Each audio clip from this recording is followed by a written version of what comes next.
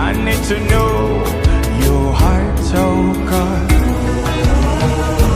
I need to understand your ways, oh God. That my will may be swallowed in yours. My ways may be swallowed up in yours. Je t'invite à la prière. Où tu es, j'aimerais que tu fasses une simple prière. C'est déjà de rendre grâce au Seigneur Jésus pour ce moment. Dis merci au Seigneur Jésus pour ce moment. Dis-lui merci. Dis où tu es, dis Seigneur Jésus, je te dis merci pour ce moment. C'est un moment que beaucoup auraient aimé vivre pour écouter ta parole, pour recevoir de toi une instruction, une directive. Je te rends infiniment grâce. Dis au Seigneur que tu aimerais qu'il t'aide à connaître ces erreurs qu'il ne faudrait pas que tu commettes cette année. Demande au Seigneur vraiment de permettre que pendant la prédication, les erreurs que tu commettais dans le passé, que tu ne dois plus commettre, soient exposées. Non seulement exposées, mais qu'on puisse y apporter des solutions qui vont t'aider. Demande au Seigneur de t'aider ce soir, par une parole, par une directive. Et dis-lui merci parce qu'il va t'aider, parce qu'il va exaucer ta prière. Dis-lui merci pour cela. Dis-lui merci. Dis-lui merci. Au nom de Jésus. Amen. Amen, amen. Avant qu'on ne commence à ouvrir les Écritures, est-ce que tu peux me confirmer une dernière fois que tu nous écoutes bien, que tu écoutes aussi bien la sœur? Dis quelque chose. Jésus est Seigneur, Jésus est Dieu. Jésus est Seigneur, Jésus est Dieu. Est-ce que vous écoutez bien la sœur? Est-ce que vous m'écoutez bien? On va commencer à aller dans les Écritures. Amen. Et mes frères et sœurs, vous qui êtes arrivés au début, je ne sais pas par quel moment on va pouvoir faire ça. Si le Seigneur voudrait qu'à la fin de ce live ce soir, on ait un moment de prophétie, de paroles de connaissance, de délivrance, de guérison et tout ça, j'ai pris que ce soit orienté d'abord vers ceux qui étaient à l'heure. Dieu va nous conduire. Dieu va nous conduire. Amen. Dieu va nous conduire. Donc, mes frères, nous sommes par la grâce de Dieu en 2026. Je suis convaincu que parmi vous, il y en a qui ont perdu des membres de famille en 2025. Je suis convaincu que parmi vous, il y en a qui ont perdu des proches, parents, amis, voisins. Dans tous les cas, je suis convaincu que tu as perdu quelqu'un que tu aimais ou que tu connaissais. Quelqu'un que tu voyais souvent au quartier. Je suis convaincu qu'il y a quelqu'un de qui tu t'es dit, bon, on se voit plus tard. Et vous ne vous êtes jamais revus. Je suis convaincu qu'il y en a ici qui avaient prévu des rencontres dans des mois à venir avec des personnes, mais qui sont parties un peu trop tôt. Si tu écoutes ma voix en ce moment, ça veut dire que tu es bénéficiaire de la grâce de Dieu. C'est vraiment quelque chose qu'il faudrait noter. Si tu écoutes ma voix en ce moment, ça veut dire que tu es bénéficiaire de la grâce de Dieu. Ça veut dire que la grâce de Dieu s'est renouvelée dans ta vie. Une année encore. Et tu dois le bénir pour ça. Non seulement tu as peut-être perdu quelqu'un de proche, mais toi-même tu as failli perdre la vie. En 2025. Peut-être tu as été gravement malade. Tu as traversé des situations extrêmement difficiles. Mais tu as remarqué que jusqu'ici, le Seigneur t'a secouru. Il t'a gardé, il a été avec toi. Il t'a protégé. C'est une grâce, c'est une bénédiction. Maintenant, il est important de ne pas jeter à la honte, de ne pas jeter à l'inactif, de ne pas jeter au mépris ce que Dieu nous donne, ce que Dieu fait pour nous. C'est une année nouvelle et mes frères et sœurs, malheureusement, beaucoup parmi nous, année après année, ont traîné des manquements, ont traîné des erreurs. Certains savent qu'ils traînent des erreurs et ils ont l'impression qu'ils ne savent pas par quelle méthode, par quel moyen ils peuvent s'en débarrasser. Ce soir, ça sera l'occasion pour nous de voir dans la vie des chrétiens quelles sont les erreurs que nous multiplions souvent, année après année, dont nous sommes souvent conscients ou alors dont nous ne sommes même pas conscients. Et voir les solutions que la parole de Dieu y apporte. Et vraiment, j'aimerais que pendant qu'on s'est en train de partager ce soir, que ton cœur soit vraiment disposé. Et regarde, expose ton cœur. Comment est-ce qu'on peut faire que pendant que la parole de Dieu est prêchée, que ce soit comme si ça s'adressait à nous pour qu'on puisse en bénéficier totalement, c'est de disposer tout son cœur et se dire en son esprit que Seigneur, parle pas ton serviteur, parle pas ta parole, parle pas ton esprit, afin que tout ce qui me concerne soit exposé et que je ne sois pas la même personne à la fin de ce live. C'est la prière que tu dois tenter de faire dans ton cœur pendant que tu es en train d'écouter. Dispose ton cœur.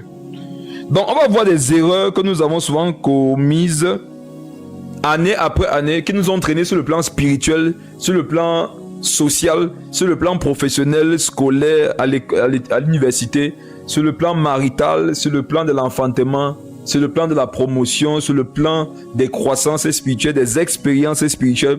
Il y a des choses que nous répétons régulièrement comme erreurs, qui nous privent de toutes ces grâces-là. Je vais aller point par point. On va voir ce que la parole de Dieu dit et on va prier par rapport à ça. Marcel, est-ce que tu peux prendre la parole de Dieu dans le livre de Matthieu?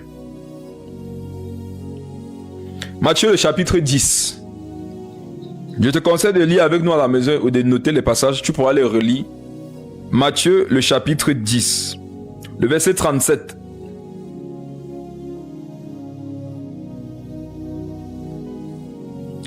Matthieu, le chapitre 10, le verset 37.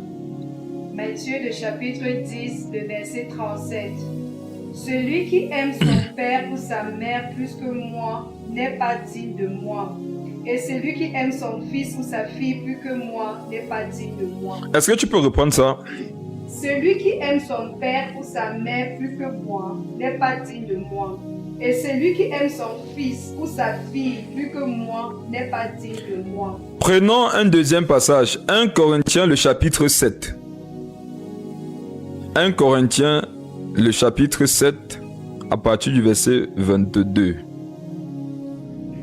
1 Corinthiens, le chapitre 7, à partir du verset 22 jusqu'à 23.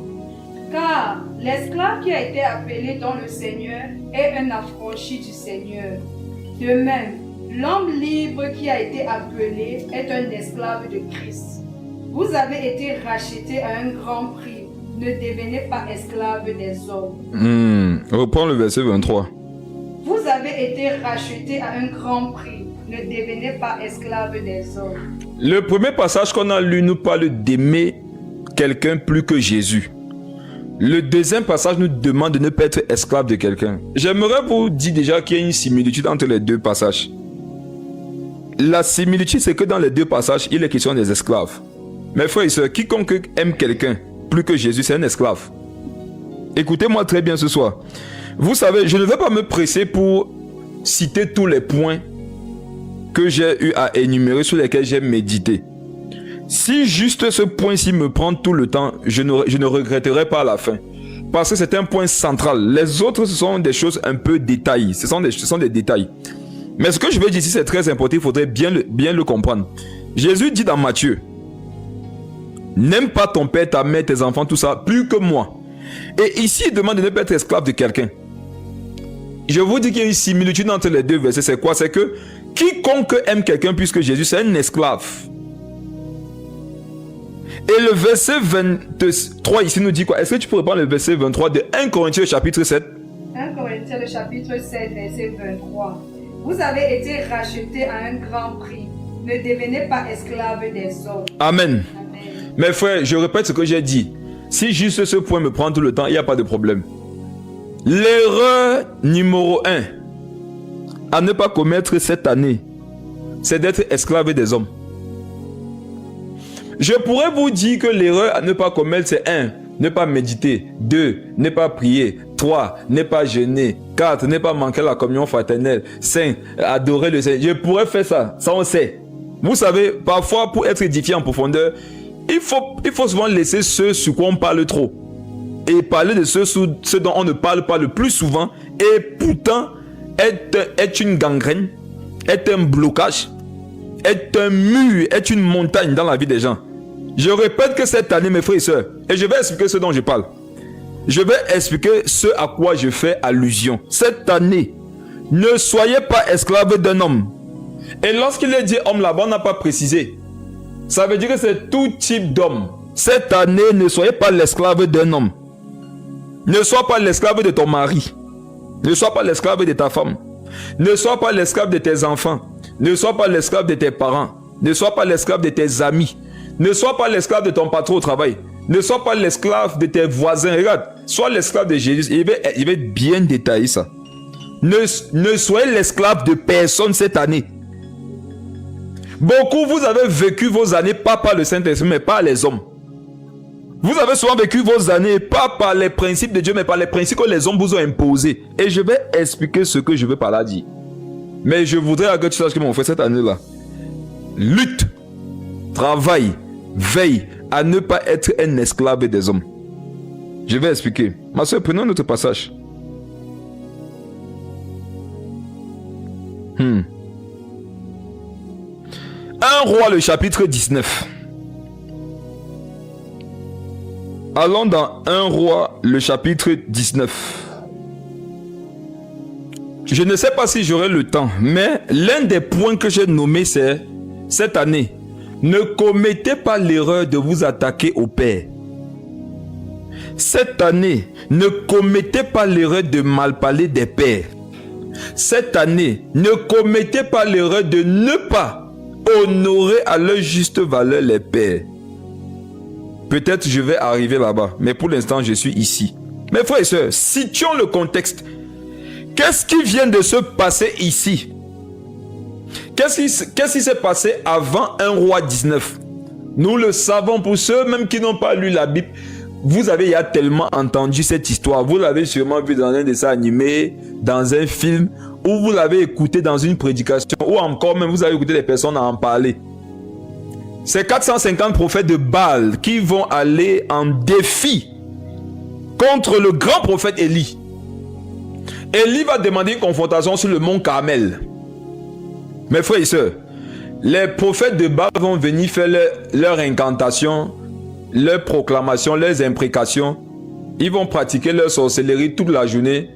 Leur Dieu ne va pas se manifester. J'ouvre une parenthèse ici pour vous donner une révélation qui va édifier votre foi. Et qui va non seulement l'édifier, mais qui va l'augmenter.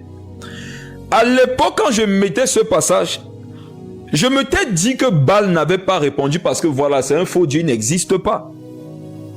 Je m'étais dit que Baal n'avait pas répondu, voilà, parce que comment eux, ils peuvent prier un Dieu qui sait qu'il ne répond pas. Mais alors qu'un jour, j'étais en train de reméditer sur le passage, le Saint-Esprit m'a posé une question qui avait tout son sens et qui a élargi mon champ de réflexion. Le Saint-Esprit m'a dit ce jour pendant que je m'étais, il m'a demandé, est-ce que tu penses sincèrement que les prophètes de Baal pouvaient accepter le défi d'Élie, un défi qui était public, sans avoir eu au préalable des preuves que Baal pouvait leur répondre? Mon esprit s'est ouvert. Et j'ai compris que si les prophètes de Baal avaient accepté le défi d'Élie, c'est parce qu'ils avaient des histoires à raconter. Ils avaient eu des expériences de manifestation. Ils avaient eu des preuves de la puissance de leur Dieu Baal. Et le Saint-Esprit donc de me dire, pourquoi penses-tu donc que ce jour-là, Baal n'a pas répondu? Et Jésus a parlé comme Jean à l'ange. Mon Seigneur, tu le sais. Et le Saint-Esprit m'a expliqué que Baal a une dimension de puissance. Baal a une dimension de manifestation. Mais ce jour-là, il n'a rien pu dire, rien pu faire, parce que ce jour, l'Esprit supérieur était présent. C'est là que Dieu m'a expliqué que ce jour, sa présence avait paralysé Baal. Sinon, les prophètes de Baal avaient des expériences avec Baal. C'est une parenthèse pour dire à un frère et une soeur que, regarde, si Dieu marche avec toi cette année, ce qui se passera ne dépendra pas du type de démon qui t'attaque. Ça dépendra du type du Dieu avec lequel tu marches. Rassure-toi de marcher avec Jésus. C'est l'une des choses que j'ai prévu partager avec vous si j'ai le temps. Le Saint-Esprit m'a donné une révélation très récemment. J'en ai déjà partagé ici avec mes frères et mes soeurs, mes enfants dans la foi. Dieu nous a aidés, il a augmenté notre foi. Je ne voudrais pas garder ça pour nous seulement. S'il y a le temps, je vais exposer ça aussi pour vous. Nous sommes dans 1 Roi 19. Mes frères et sœurs, je reviens sur ce qui s'est passé juste avant pour qu'on se rende compte que Élie, c'était pas n'importe qui. C'était un grand prophète, il était puissant. Exactement comme toi, tu es un enfant de Dieu et l'esprit qui a marché avec Élie marche avec toi. L'esprit qui a animé Élie en son temps, c'est l'esprit qui est sur toi. Mais on va voir comment le fait de devenir esclave des hommes, ça peut nous donner de quitter du meilleur au pire. Le fait d'être esclave des hommes, ça peut te donner de quitter du feu à la fumée. Ça peut te donner de quitter des sommets aux plaines. Mes frères et sœurs, Élie a démontré la puissance de Dieu. On le sait, avant qu'il n'offre le sacrifice, il avait reconstruit l'autel avec les 12 pierres. Donc Élie était un prophète qui restaurait les fondements. C'était un prophète qui pouvait faire tomber le feu du ciel. C'était un prophète qui pouvait confronter des centaines de faux prophètes lui seul. C'était un prophète qui avait de l'assurance, qui était puissant. On dit l'esprit d'Élie était tellement puissant que lorsqu'il fallait que Jean-Baptiste vienne préparer le chemin du Seigneur, il fallait qu'on dépose sur Jean-Baptiste un esprit qui pouvait lui donner la capacité de préparer le chemin pour le Messie. Le seul qu'on a trouvé, c'était l'esprit d'Élie. Élie, c'était le seul qui pouvait oindre Jean-Baptiste pour qu'il ait la capacité de préparer le chemin du Seigneur Jésus-Christ. Imaginez le personnage. Mais qu'est-ce qui se passe? Élie, un jour, a donné du crédit à ce qu'a dit Jézabel. Avant que je ne vienne bien développer ici, j'aimerais poser facilement quelque chose qui va faire que on comprenne mieux ce que je vais expliquer. Mes frères et sœurs, c'est quoi être esclave d'un homme? Peut-être faut commencer aussi par ça. Quand est-ce que je sais que je suis devenu esclave d'un homme? Nous sommes au 21e siècle. On ne voit plus des mouvements des humains grands de taille musclée de l'Afrique vers l'Europe ou de l'Afrique vers les Amériques. On ne voit plus ça. Comment donc peut-on dire à quelqu'un aujourd'hui ne sois pas esclave des hommes? Quelqu'un serait tenté de dire que c'est plus possible aujourd'hui qu'on me mette des chaînes au cou. C'est plus possible qu'on me mette des chaînes aux chevilles, aux poignets. Je suis libre. J'ai mon travail, j'ai ma maison, je vis comme je veux. Non. L'esclavage d'aujourd'hui est pire qu'à l'époque. L'esclavage de l'époque était sincère. L'esclavage d'aujourd'hui, il est hypocrite. L'esclavage de l'époque, il était manifeste. L'esclavage d'aujourd'hui, il est subtil. Et tout ce qui est subtil est toujours plus puissant que ce qui est manifeste. Tout ce qui est secret est toujours plus puissant que ce qui est exposé. Il y a plus d'esclaves dans cette génération que dans les générations passées. Comment savoir que je suis esclave? Moi chrétien, moi enfant de Dieu. Peut-être tu n'es même pas chrétien, toi qui m'écoutes. Peut-être tu n'es même pas converti à Jésus. Reste jusqu'à la fin. Il y a un beau message pour toi. Je vais prendre quelqu'un en commentaire. Mes yeux frappent sur Monsieur Eddy. Monsieur Eddy va être votre porte-parole par rapport à ce que je vais expliquer maintenant. Est-ce que Monsieur Eddy m'écoute? On va aller par commentaire. Monsieur Eddy, si tu m'écoutes, tu peux écrire en commentaire « Oui, je t'écoute ». Ok. Est-ce que tu es enfant de Dieu?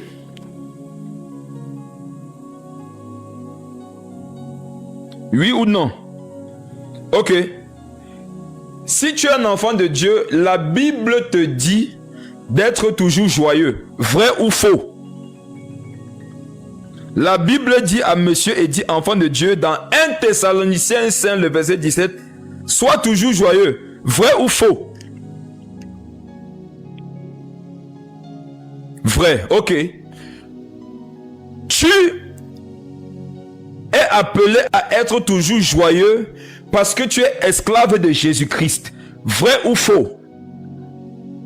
Tu es appelé à être toujours joyeux parce que tu es esclave du Seigneur Jésus-Christ. Vrai ou faux? Quiz biblique. On a quiz live. Aujourd'hui c'est quiz live. Tu es appelé à être toujours joyeux parce que tu es un esclave de Jésus. Vrai ou faux? Vrai, merci. Ok. Mes frères et sœurs, votre représentant, votre porte-parole, celui en qui vous avez mis votre confiance par rapport au poste de président de la République, dit à Mondo Vision qu'il est enfant de Dieu. Et comme il est enfant de Dieu, il est esclave de Jésus. Et comme il est esclave de Jésus, il doit faire ce que Jésus lui dit. Donc, un esclave de quelqu'un qui fait ce que lui a dit le maître auquel il est soumis. Donc, par le comportement dédié, nous savons s'il est esclave de X ou de Y. D'accord. Je continue avec votre porte-parole. Monsieur est dit, si un jour à cause de quelqu'un, tu es en colère et que cette colère dirige ta vie pour 5 minutes, tu as été esclave de cette personne, vrai ou faux? Quelqu'un te met en colère et cette colère dirige ta vie pour quelques minutes. Je ne parle même pas d'une heure, quelques minutes. Tu as été esclave de cette personne, vrai ou faux?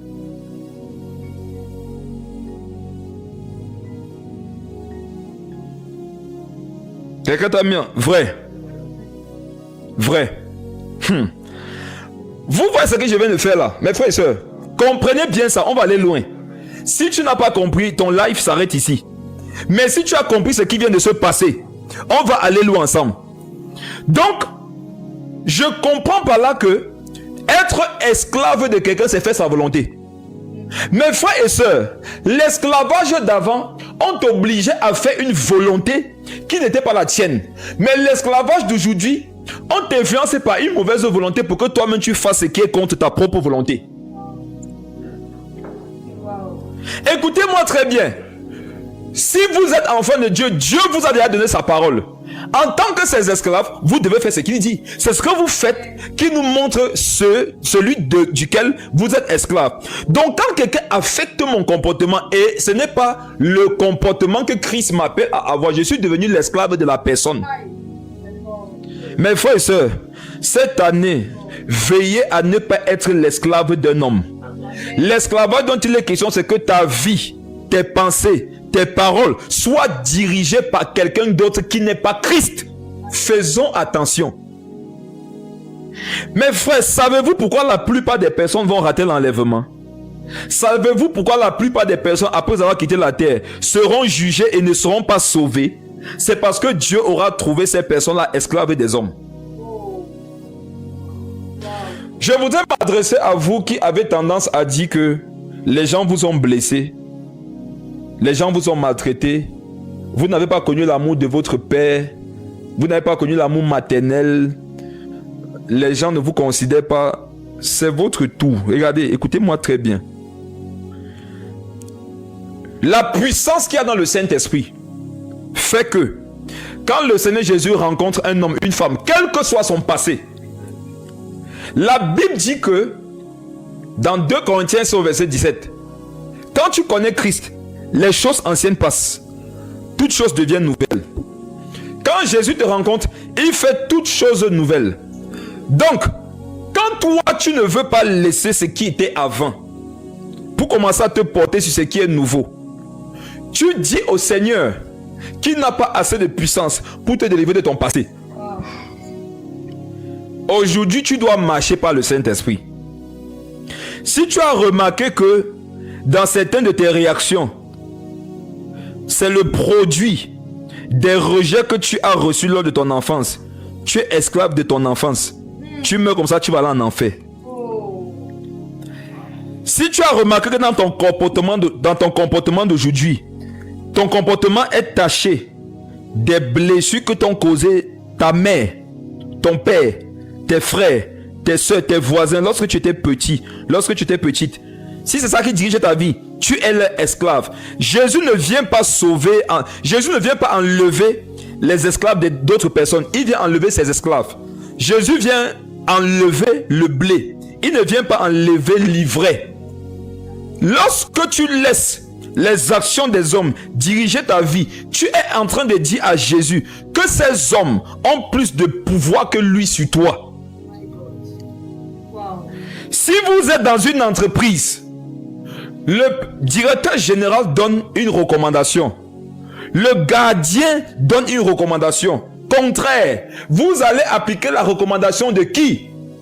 N'est-ce pas que chacun qui a toute sa tête appliquera la recommandation du directeur général? Pourquoi? Parce que je peux désobéir au gardien, obéir au directeur général, mon poste ne souffrira de rien.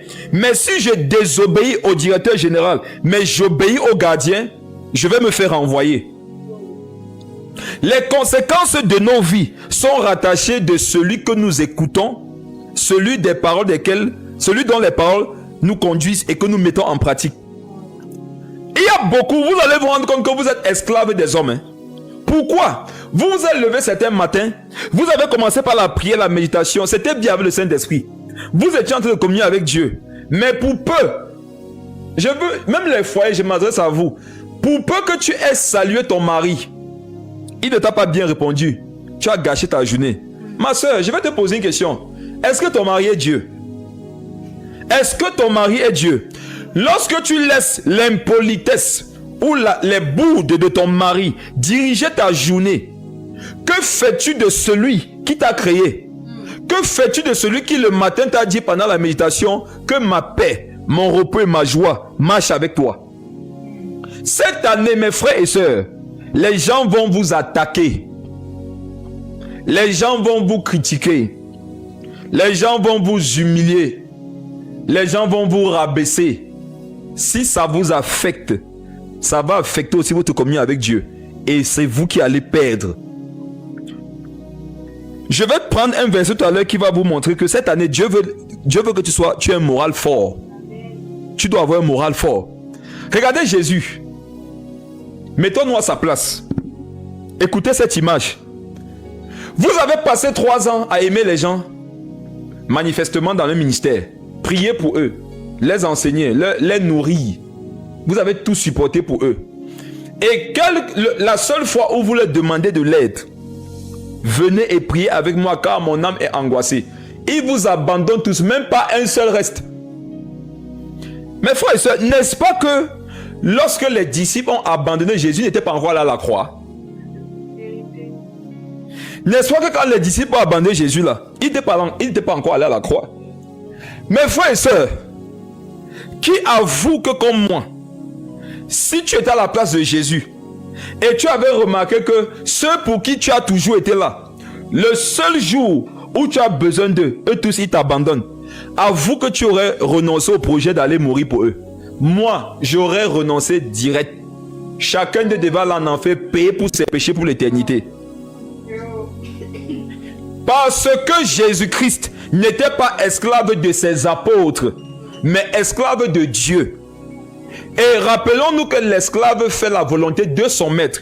Sachant que la volonté de son maître, le Père, c'était qu'il aille à la croix. Même malgré le fait que ses apôtres l'aient abandonné juste avant, il a poursuivi l'œuvre. Pourquoi? Parce qu'il n'était pas l'esclave. Lorsque tu n'es pas l'esclave de quelqu'un, tu ne te laisses pas diriger par ses paroles. Lorsque tu n'es pas l'esclave de quelqu'un, tu ne te laisses pas conduire par ses directives. Tu ne te laisses pas diriger par son mauvais comportement. Tu ne te laisses pas diriger par sa mauvaise éducation.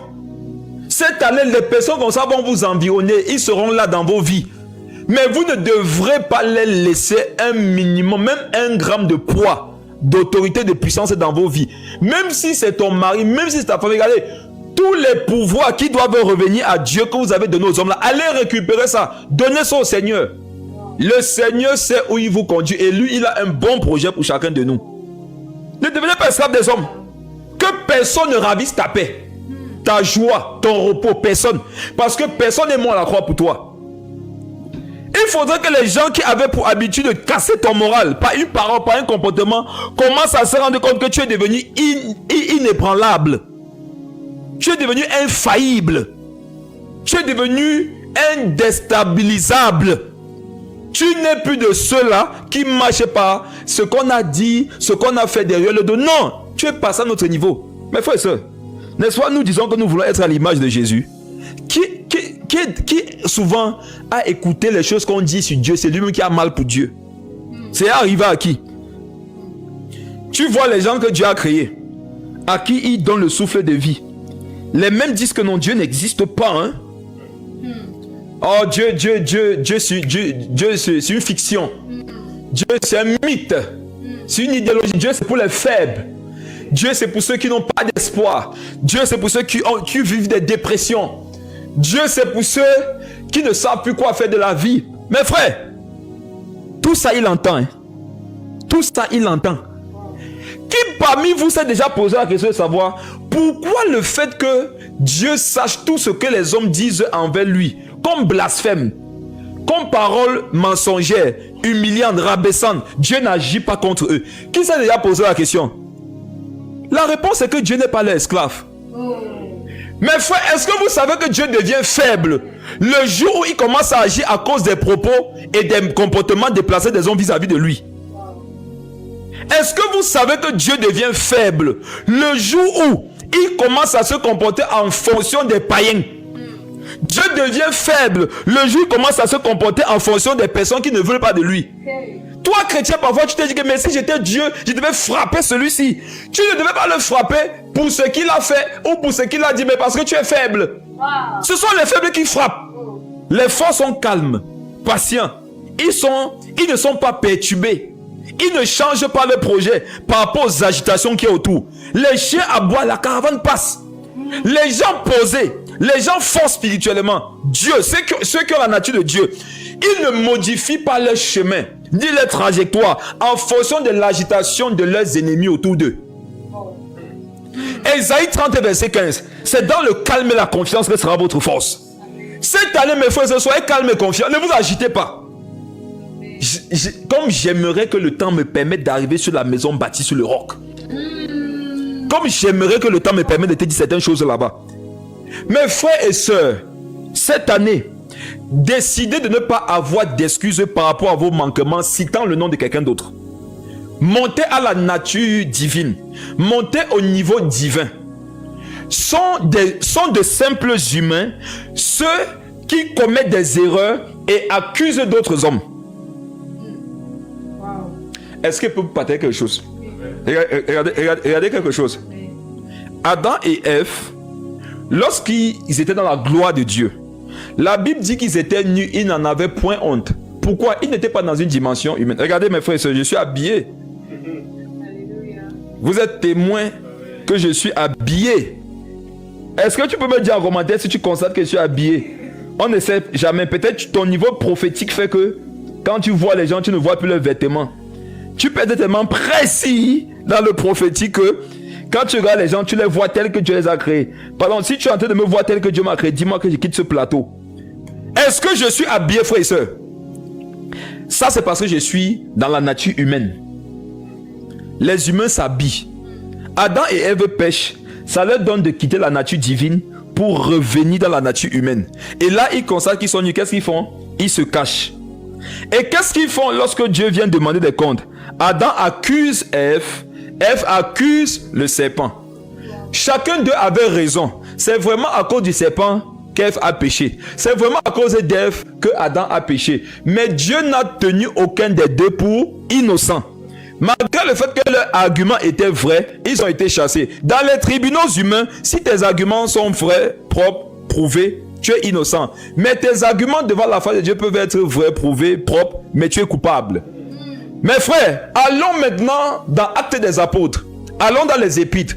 On voit là-bas des hommes qui, eux, plutôt ont commencé, c'était des humains.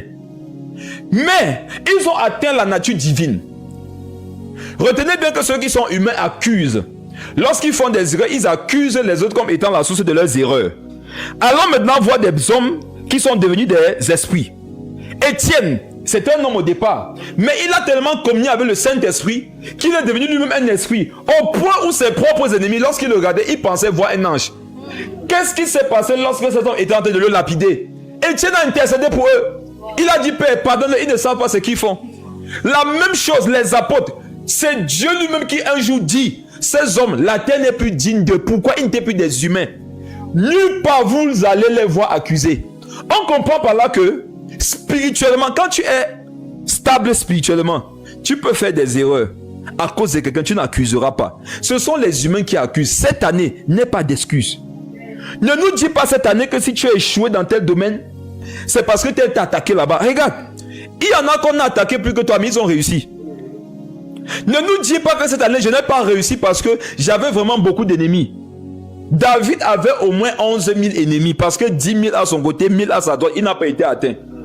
Or, David a vécu sous la loi. Toi, tu vis sous la grâce. Qu'est-ce que tu vas dire devant David, le jour du jugement? J'ai pris l'exemple d'Adam et d'Étienne pour que vous compreniez une chose. Lorsque tu es spirituel, tu n'es plus esclave des hommes. Ça veut dire que ta vie ne dépend plus d'eux. Tu ne les vois plus. Il faudrait que cette année, les gens t'insultent, ils t'humilient, ils te rabaissent et ils ne te voient pas être triste. Et qu'ils se posent des questions de savoir pourquoi, malgré tout le mal qu'on lui fait, elle est toujours stable, il est toujours calme. Mes frères et sœurs, c'est parce que vous êtes esclave de Jésus. Regardez, si vous êtes esclave de Jésus, si tu me dis que tu es enfant de Dieu cette année, ne tolère pas le fait d'être esclave d'un homme, même pour une minute. Tu sais pourquoi lorsque tu apprends que les gens parlent contre toi, ça te fait mal? C'est parce que tu es leur esclave. Tu sais pourquoi lorsque les gens te trahissent, ça te fait mal? C'est parce que tu es leur esclave. Je prie que tu sois délivré de l'esclavage ce soir. J'ai dit, ne sois esclave de personne. Que ta vie dépende de Jésus. Et il y en a, si vous avez remarqué, vous vous sanctifiez. Mais vous ne voyez pas d'impact dans votre vie malgré le fait que vous vous sanctifiez. Vous savez, c'est souvent quoi le problème? C'est que le Saint-Esprit est triste. Il y en a ici, parfois le Saint-Esprit est triste à l'intérieur de vous. Vous le ressentez et vous essayez de voir ce qui peut attrister le Saint-Esprit. Vous ne voyez rien. Ce qui va souvent attrister le Saint-Esprit et le rendre impuissant dans ta vie, c'est qu'il a constaté que tes émotions, tes paroles, tes projets, ça dépend des hommes. Ça dépend des hommes. Et regarde, toi qui es en colère, pourquoi tu es en colère? Qui t'a mis en colère? C'est Dieu. Toi qui as dit regarde, Dieu t'a dit, fais du bien à ton ennemi, à ton ami, à ton prochain. Regardez, ça c'est le commandement que Jésus donne à ses esclaves. Mais un jour le Saint-Esprit t'a entendu dire, comme les hommes m'ont beaucoup déçu, comme les hommes m'ont beaucoup blessé, comme les hommes m'ont beaucoup trahi, à partir d'aujourd'hui je n'aide plus quelqu'un. Tu vois cette parole que tu as libérée, ça ne vient pas du Saint-Esprit. Ça vient d'un autre esprit. Et comme ça vient d'un autre esprit, le Saint-Esprit va lui laisser la place. Le Saint-Esprit ne peut pas marcher avec toi pendant que tu marches avec un autre esprit. La seule fois où on a vu manifeste le fait que l'apôtre Jacques et Jean aient voulu inviter un autre esprit pendant l'évangélisation, Jésus a arrêté l'œuvre. Il a arrêté l'évangélisation. Il leur a dit, il s'est retourné contre ceux avec qui il évangélisait. Il a dit, actuellement là, on n'est plus ensemble. Vous ne savez de quel esprit vous êtes animé. Le plus important pour Dieu, ce n'est pas de courir avec toi. C'est de courir avec toi par son esprit. Le plus important pour Dieu, ce n'est pas de t'utiliser. C'est de t'utiliser par son esprit. Tu peux connaître la parole de Dieu, avoir l'onction et tu peux les utiliser avec tes émotions. Il y a des gens ici qui ont dit qu'ils vont plus prier pour les malades parce qu'ils sont partis dans un hôpital prier pour les malades. On les a humiliés. Ils ont dit que je ne prie plus dans les hôpitaux. Tu as vraiment l'onction. Mais la proclamation sur le don de guérison là que tu viens de déclarer, ce n'est pas de Dieu. C'est d'un autre esprit. Et si c'est un autre esprit, tu es devenu esclave de cet esprit. Être esclave de quelqu'un, c'est de laisser ma vie être modifiée par son comportement. Il y a des femmes ici, je sais que c'est surtout les femmes qui souffrent de ça. Vous êtes souvent trop émotive, naïve, sensible. Sortez de ça. Un homme spirituel ne doit pas être sensible. Si tu dois être sensible à quelqu'un, ça doit être sensible au Saint-Esprit. Ne sois pas sensible aux blessures. Après, on t'a blessé, ton cœur il a gâté. Tu vas parler au ciel. Heureux ceux qui ont les cœurs purs, c'est eux qui verront Dieu. Si Satan a remarqué que dès que toi on t'offense un peu, ton cœur il a gâté, il va envoyer davantage de gens pour gâter ton cœur. Et toi, tu vas commencer à voir les gens qui gâtent ton cœur, alors que Satan sera en train de voir ton salut que tu perds. Attendez, j'aime enseigner avec des exemples. Ça permet qu'on puisse comprendre les choses très facilement. Mes frères et sœurs, regardez, lorsque vous laissez une parole vous affecter, ça veut dire que la parole est vraie quelque part. Je suis en train de partir quelque part. Le fait que vous réagissez à certains comportements, à certaines paroles, ça nous montre que vous avez l'esprit de ce comportement, de cette parole. Je vais prouver ce que je dis. J'ai besoin de quelqu'un d'autre en commentaire. Mes yeux frappent sur Noran Ngassa. Noran Ngassa. Est-ce que Noran Ngassa m'écoute? Monsieur Eddy, c'est votre président de la République. Allons voter maintenant votre premier ministre, chef du gouvernement. Noran Ngassa, est-ce que cette personne m'écoute? D'accord. Supposons que Noran Ngassa est propre, riche, propre et riche. Et pendant qu'il marche dans la rue, quelqu'un pauvre et sale lui dit: regarde-moi Noran Ngassa, il se prend pour qui? Regarde comme il est propre et riche. Noran Ngassa, est-ce que ça va t'énerver? Quelqu'un qui est pauvre et sale t'insulte. Si c'est une insulte, je ne sais pas, mais il t'insulte que toi tu es propre et riche. Ça va te faire mal? Ça va te faire mal? Quelqu'un qui a toute sa tête, est-ce que ça va lui faire mal? S'il te plaît, réponds-moi en commentaire. Est-ce que ça va te faire mal? Est-ce que ça va te faire mal que quelqu'un qui est pauvre et sale te dise que toi tu es propre et riche? Votre représentant a dit non. Donc je vous conseille de la voter ou de le voter l'année prochaine encore. Noran Ngassa a dit non. Et c'est très logique. Pourquoi c'est logique? Il est tout à fait logique que si je vois quelqu'un dans la rue qui mange dans la poubelle, je comprends qu'il n'a pas tous ses sens. S'il m'insulte fou et que j'ai mal, c'est que je me reconnais dans cette phrase. Vous voyez, vous, que les fous ont accès de fou, ça vous a fait mal, ça parce que vous êtes fou. Toute parole à laquelle tu as réagi est venue nous révéler que c'est ce que tu es. Pourquoi ça t'a fait mal lorsqu'on a dit que tu n'es rien? Tu as appris que les gens disent que tu n'es rien. Ton cœur t'a fait mal. Ça t'a fait mal parce que tu n'es rien. Si tu es quelque chose, pourquoi ça te fait mal? Mes frères et sœurs, moi qui vous parle, je suis un métis. Je sais que je suis métis. Si quelqu'un dit en commentaire que tu es métis, je peux profiter de quelque chose de pas bon sur sa vie. Est-ce que vous avez constaté en commentaire que je suis métis? Constatez, moi je suis un métis.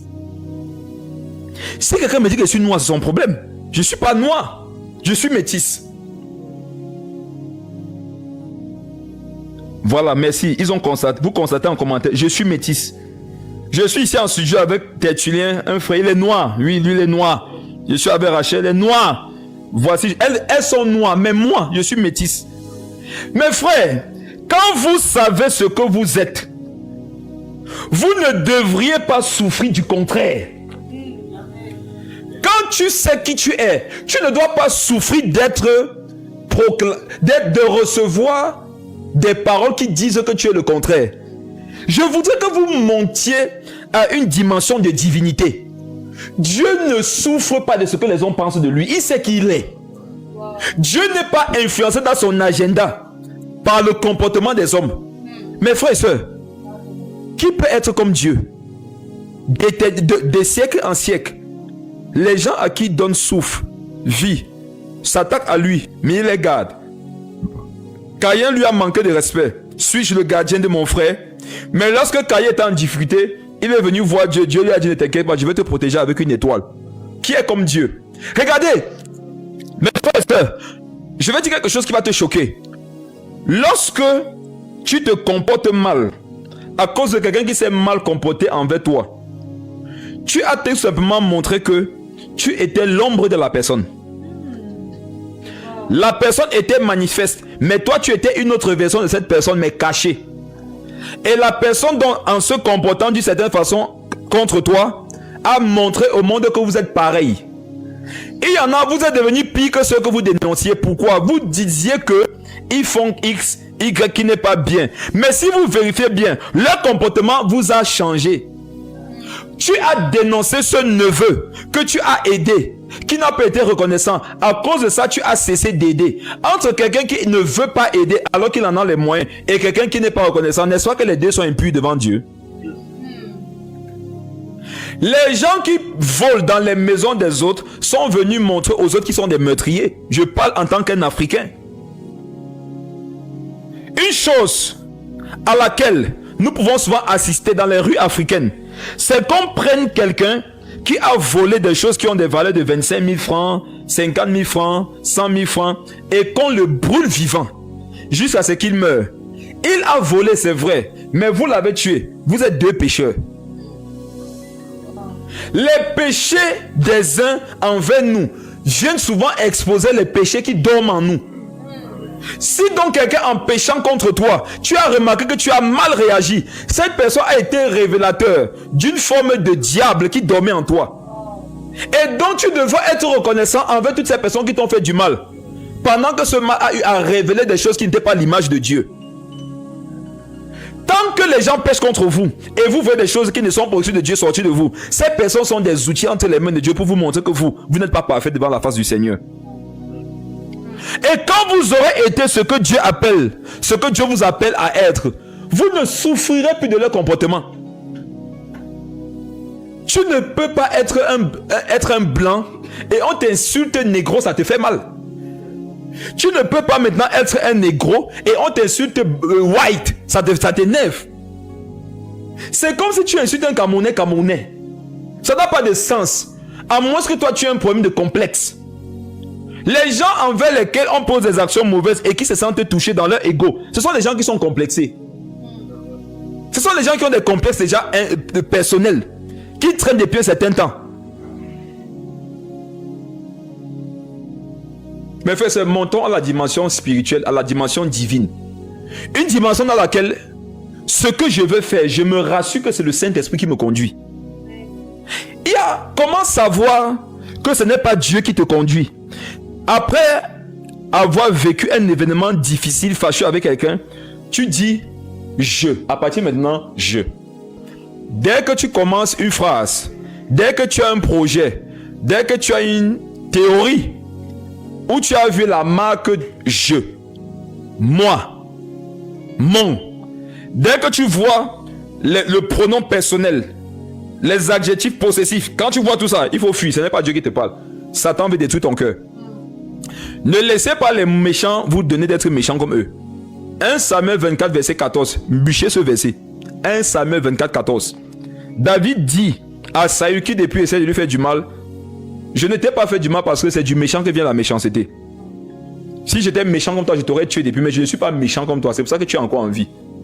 Le méchant vient, c'est du méchant que vient la méchanceté. Si donc, tu commences à modifier ton comportement à cause de celui mauvais des autres, tu es en train de nous montrer que toi-même tu n'es pas bon, que tu es mauvais depuis. Il fallait juste qu'on t'attaque pour que ce soit révélé.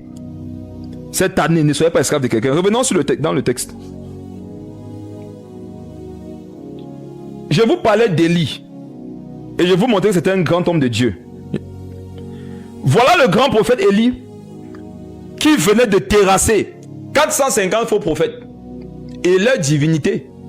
Ça veut dire que pendant que Baal, dans l'atmosphère spirituelle, était en train de tout faire pour se manifester, la puissance qui était sur Élie l'a bloqué.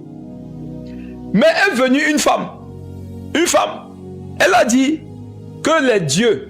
Relis ce qu'elle a dit. Regardons quelque chose de paradoxal. Verset 2. Écoutons quelque chose de paradoxal, frères et sœurs.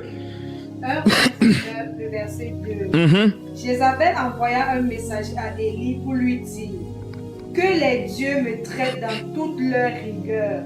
Si demeure à cette heure, je ne fais de ta vie ce que tu as fait de la vie de chacun d'eux. Amen. Amen. Élie a tenu tête à 450 hommes, mais il ne peut pas tenir tête à une femme. Élie a tenu tête à Baal, mais on lui parlait d'un autre Dieu qui n'a même pas de nom. Il fuit. Comment un homme fuit devant un faux Dieu alors qu'il vient de terrasser un faux Dieu? Comment un homme fuit devant une femme alors qu'il vient de terrasser ses prophètes? Mes frères et sœurs, sachez une chose, la force de Jézabel était en ces faux prophètes-là. Les faux prophètes étaient comme les totems de Jézabel. Ça veut dire que si tu terrasses les faux prophètes, tu as terrassé Jézabel. Ça veut dire que normalement, Élie pouvait faire de Jézabel une bouchée. Mais pourquoi il a fui? Le Saint-Esprit m'a dit ce qui s'était passé. Mes frères et sœurs, tant qu'un enfant de Dieu est conscient des Écritures, la puissance des Écritures va se manifester. Mais le jour où tu doutes de la parole et de l'esprit, les ennemis que tu as vaincus il y a 20 ans, qui à tes yeux étaient des chats, tu vas recommencer à les voir comme des lions. Élie, à un moment donné, a pris le pouvoir qu'il avait, c'est-à-dire la confiance en Dieu, et il a laissé commencer à quitter de sa vie en donnant un peu d'autorité à la parole d'un homme.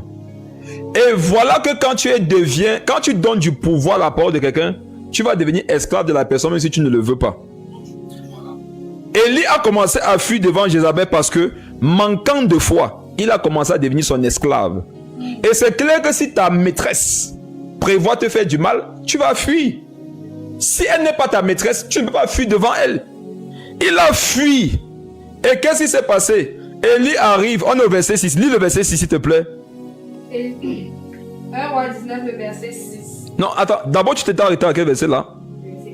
Relis le verset 4. Pour lui, il alla dans le désert où, après une journée de marche, il s'assit sur un genêt et demanda la mort en disant: C'est assez. Maintenant, Éternel, prends mon âme, car je ne suis pas meilleur que mes pères. Est-ce que vous savez que juste après avoir dégagé autant d'onction, Élie a voulu se donner la mort? À une époque, moi je ne pensais pas qu'un chrétien peut se suicider jusqu'à ce que le Seigneur m'enseigne avec la vie d'Élie. Le mot est permis ici. Suicide 1. Mes frères, faites attention. Si vous donnez du pouvoir aux hommes dans vos vies, un jour vous allez penser au suicide. 1. 2. Et vous pourrez le faire. Je suis très sérieux. Je ne croyais pas avant que quelqu'un qui est né de nouveau peut se donner la mort. C'est possible. C'est possible si tu donnes du pouvoir aux hommes. Et parmi vous qui êtes connectés, je sais qu'il y en a au moins 10 ici. J'ai dit vous êtes au moins 10. Vous avez à réfléchir avec beaucoup de profondeur sur la question de vous donner la mort. Et si vous allez vérifier, non, c'est parce que vous aviez donné le pouvoir de votre vie à un homme. Tu avais pris ta vie, tu l'as mis entre les mains de quelqu'un qui t'a promis le mariage. Tu as pris ta vie, tu l'as confié à quelqu'un qui t'a dit que tu es belle, je t'aime, je vais t'épouser. Et quand Jésus te disait que je t'aime, ça n'avait plus de pouvoir, comme quand lui te disait qu'il t'aime. C'est pour ça que le jour où tu as appris qu'il avait quelqu'un d'autre, tu as dit que je vais pas me pendre. On est ensemble. Tu devais aller arrêter avec ta vie, pas à cause de cette personne, mais parce que toi, tu lui avais donné ta vie. Je vous ai dit cette année, non? Reprenez vos vies aux gens. Il y en a, vous avez donné vos vies aux gens qui sont colériques. Ça veut dire que dès qu'ils vous énervent, c'est fini. Vous avez donné vos vies aux gens méprisants. Dès qu'ils vous méprisent, vos cœurs se gâtent. Vous avez donné vos vies aux gens qui n'ont pas votre temps. Donc quand ils vous snobent, vous perdez la raison. Allez reprendre vos vies à tous ceux à qui vous les avez donnés. Je m'adresse même au mari là. Je veux faire une précision. La Bible dit le corps de la femme appartient à son mari. Et le corps du mari appartient. L'âme et l'esprit appartiennent à qui? À Dieu. Amen. Il y a les mariés, vous avez pris votre corps, votre âme, votre esprit, vous avez donné à l'autre. C'est pour ça que dès que l'autre fait un peu, tu vas y aller mourir. Pourquoi vous êtes devenus si faibles dans vos foyers? Vous avez pris une autorité qui revient à Dieu, vous avez donné ça à votre conjoint.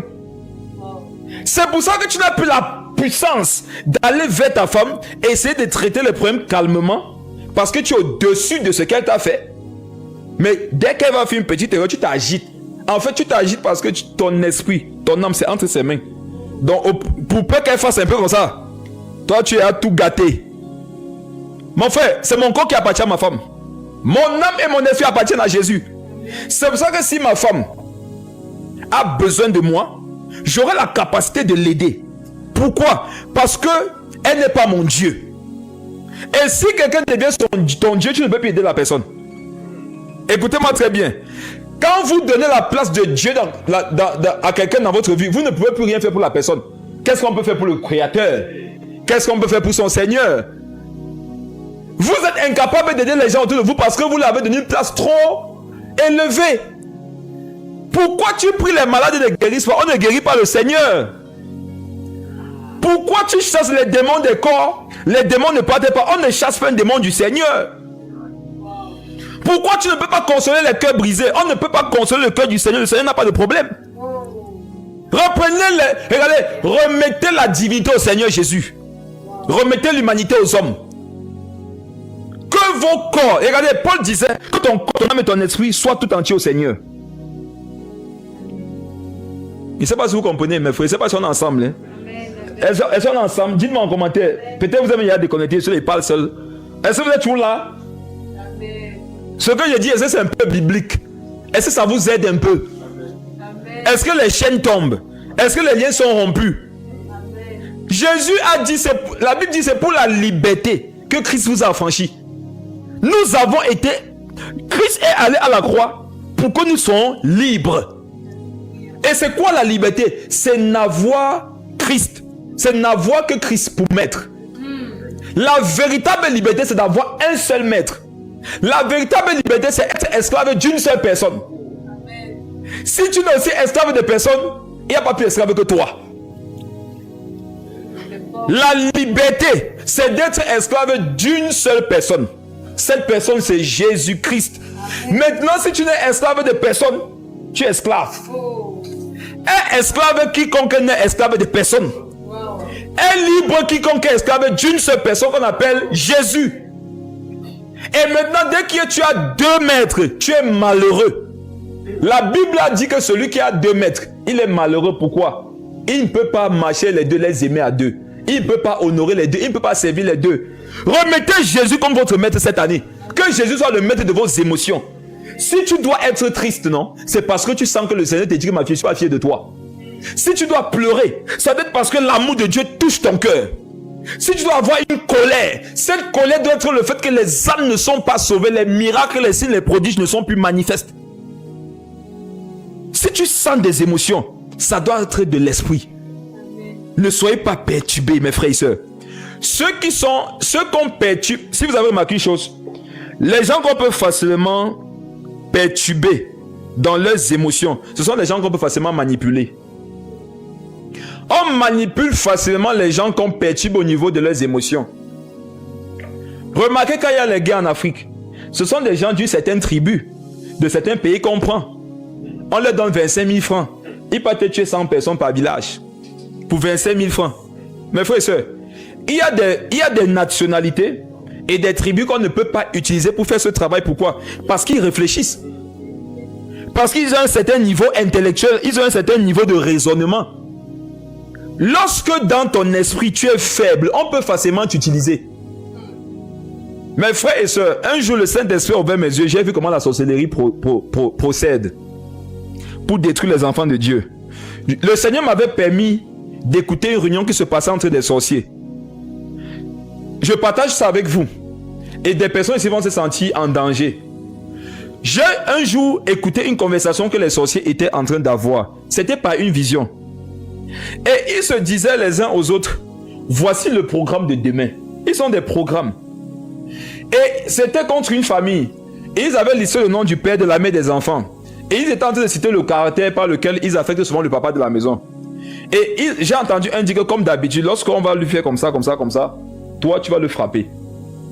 Et la maman, j'avais entendu que c'était la colère. On devait énerver la maman. Parce qu'on savait que la maman, elle se fâche vite. Sachant qu'elle se fâche vite, ça devait être maintenant une brèche pour qu'il puisse entrer. Qu'est-ce qu'une brèche pour la sorcellerie dans ta vie? C'est toute parole, toute pensée, tout comportement et tout comportement que tu affiches, que tu manifestes, qui ne vient pas du Saint-Esprit. Chaque fois que tu as des pensées que tu nourris, qui ne sont pas de Dieu, chaque fois que tu as des paroles que tu nourris, qui ne sont pas de Dieu, chaque fois que tu as des comportements que tu pratiques qui ne sont pas de Dieu, tu as en train d'ouvrir la porte à la sorcellerie, aux démons dans ta vie. Et maintenant, les démons connaissent les faiblesses des chrétiens. Ils savent que toi, non?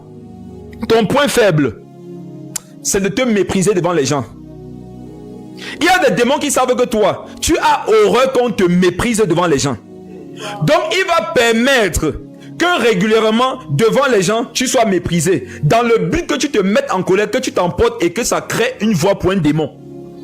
Et c'est comme ça que beaucoup vous êtes privés des grâces, des dons spirituels, des bénédictions, des faveurs que vous deviez vivre depuis des années passées. Satan n'a pas besoin de dire que tu ailles en boîte de nuit. Non! Quittez cette époque, mes frères et sœurs. Quittez cette époque-là. Satan n'a pas besoin que tu couches au mariage. Viens vous dire, oh, quittez là-bas. Quittez de là-bas. Satan n'a pas besoin que tu ailles faire les sacrifices au village. Il n'est plus à ce niveau. Vous pensez que lui aussi ne devient pas, il ne réfléchit pas. Vous pensez aussi que Satan ne s'adapte pas en fonction de l'intelligence qu'il voit que Dieu donne à ses enfants. Vous pensez que Satan ne voit pas l'évolution de l'église et ne peut pas chercher de nouvelles âmes. Il n'est plus à ce niveau. Satan n'est plus en train de chercher à tuer les gens qui sont dans la masturbation, pornographie. Il n'est plus avec vous. Vous qui êtes dans les anciens péchés là, Satan n'est plus avec vous. C'est vous-même qui vous tentez. Il n'est plus à votre niveau. Votre niveau là c'est trop bas. Il a évolué. Vous pensez que Satan est encore là-bas? Oh! Satan évolue. Il n'est plus dans vos affaires là. Rends le mal par le mal. Il n'est plus là-bas. Un peu insulté là. Il n'est plus là-bas. Mais il a développé de nouvelles ingénieries. La capacité à affecter ton cœur.